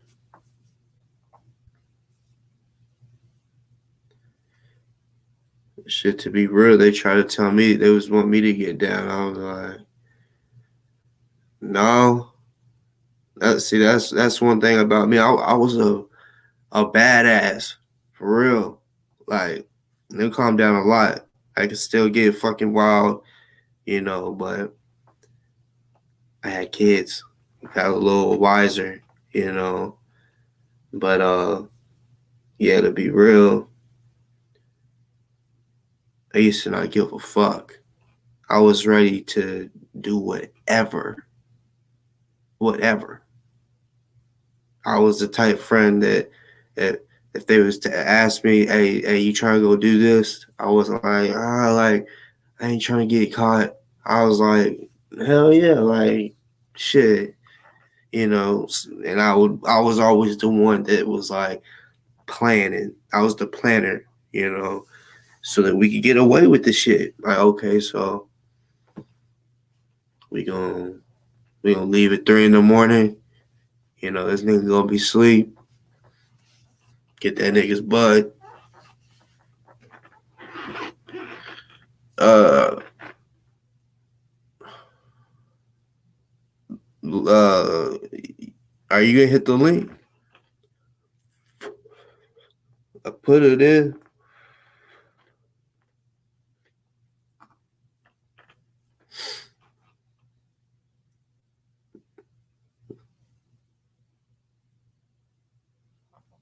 Yeah, anybody, if anybody wants to come on, y'all can.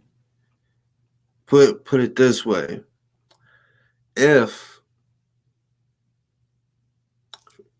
I'll say it like this, if you're a moderator or if you've came on the show before and I know that it's you, you don't have to turn on your camera. But anybody new, you know what I'm saying? Like, yeah, you gotta have your camera on, you know, until I get to get the feel of you or whatever, you know, because like I said, I got haters, you know what I'm saying? And I ain't about to just let a motherfucker come on here, hiding their face, talking crazy, and yeah.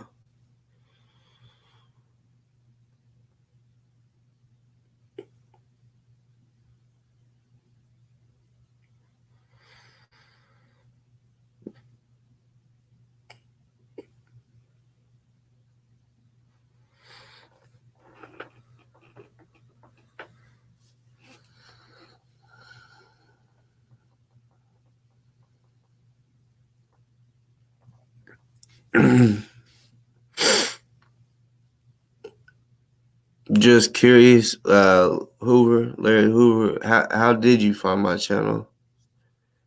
Cause I be wondering, I don't be knowing if it's like if my shit just pops up, you know how on your home screen, YouTube, you're scrolling through, looking, trying to find a video. If I pop up on your timeline, or if you see me from someone else's show, I be wondering when people find my shit, like how do they find it?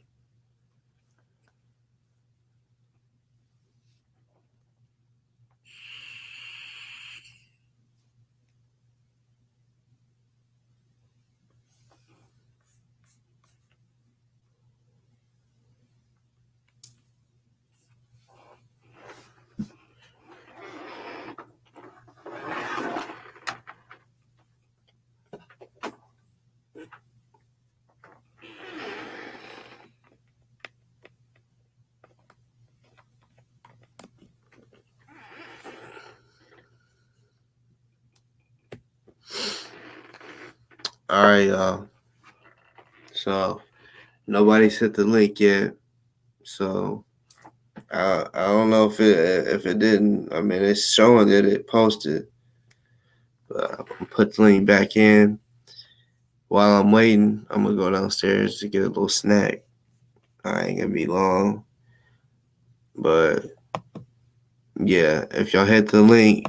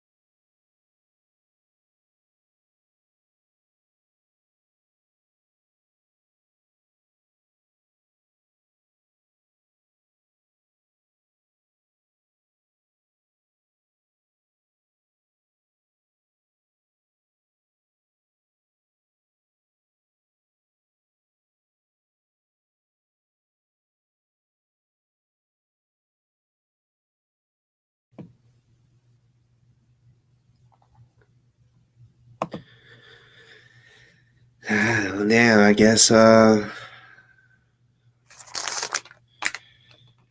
nobody was serious about coming on. What happened, Larry?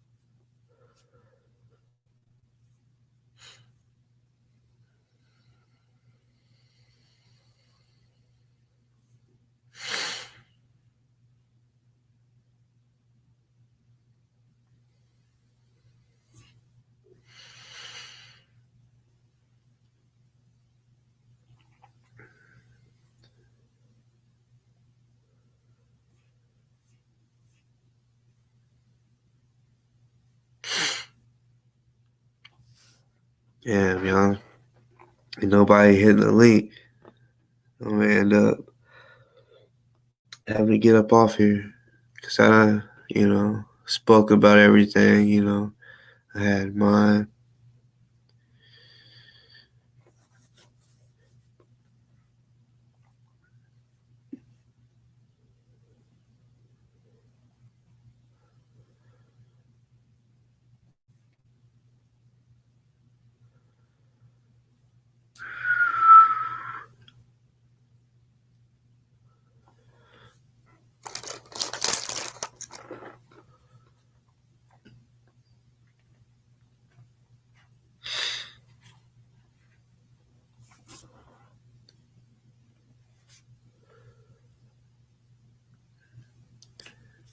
Shit, y'all. Ain't nothing popping in the chat right now. Like, this shit done froze up. I don't know if it was because I said turn your camera on.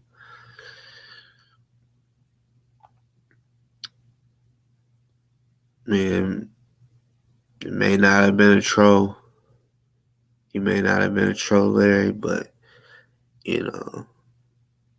you asked to send the link. That was at 1:45. And it was around the time of the trolling. So, don't know if that's what you was doing. But, can't blame me though, right? Like,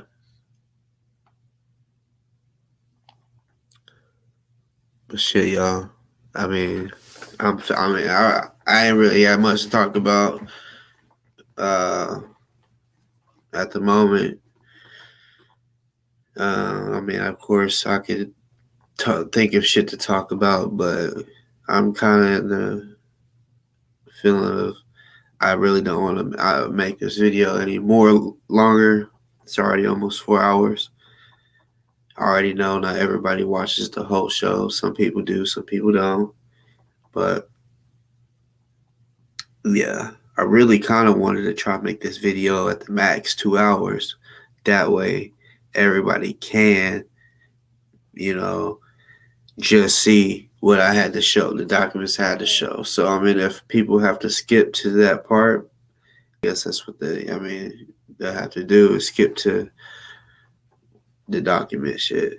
But yeah, like I said, for all the people out there that's watching, if y'all's cool with Taharka, let them know. Hey, bruh, check this out. Check out what Boss showed, the documents he showed, because that's what he asked for. He said for us to show our face, show the documents, and he would show his. So I want to see his documents that have to do with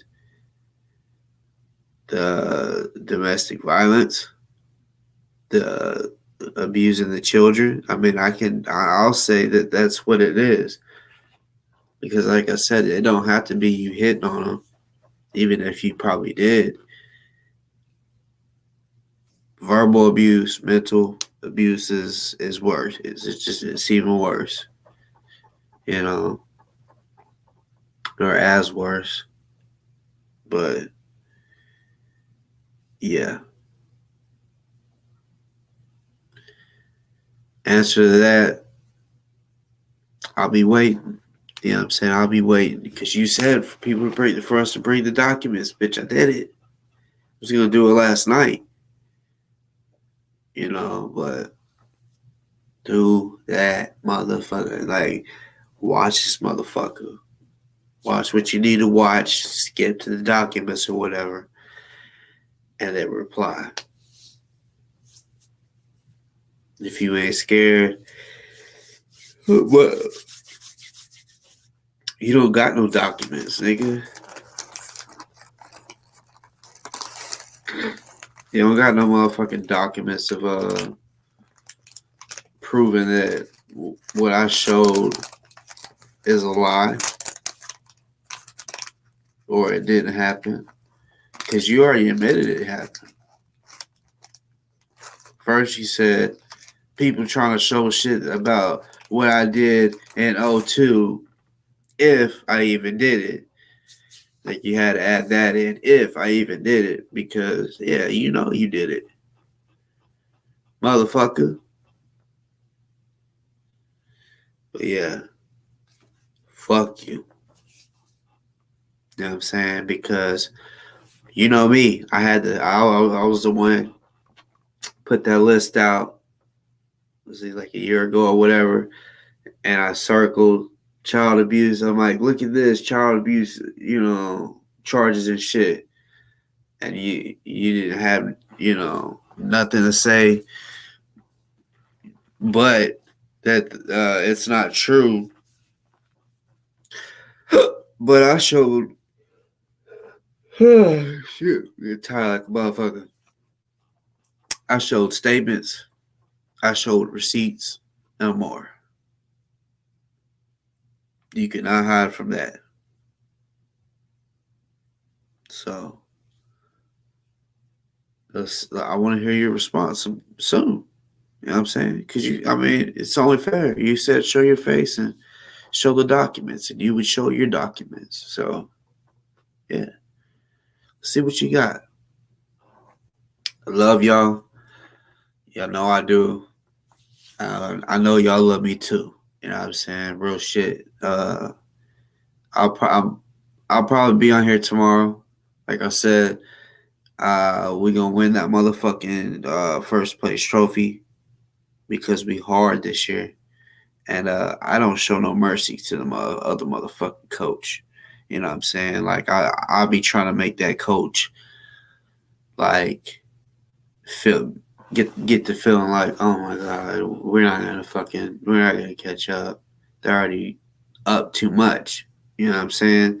And plus the defense is just stealing the ball constantly, and you know, I think the most points the team has scored on us this year is 4 or 6. There's this little girl, she was hitting that day. But I mean, yeah, definitely never. They have not got over it. They for sure haven't ever got 8. But yeah, I love y'all. Probably yeah. If I don't come on tomorrow, it's one of 2 reasons. I was too tired, or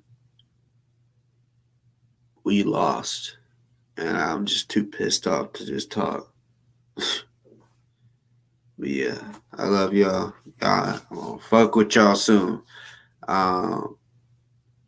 Yeah, y'all go hit the thumbs up. I didn't tell y'all to do that. People have done it. Yeah, y'all go do that for me. Hit the motherfucking thumbs up. That way it can algorithm and his fucking punk ass can see it. If he might have already seen it. You know what I'm saying? For real. For real.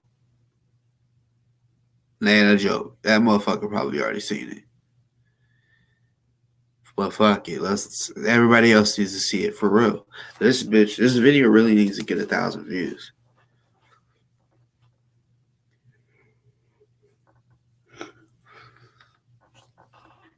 And y'all go subscribe. I noticed my subscribers have pretty much stayed at this, the same for a while. 1.01. So yeah.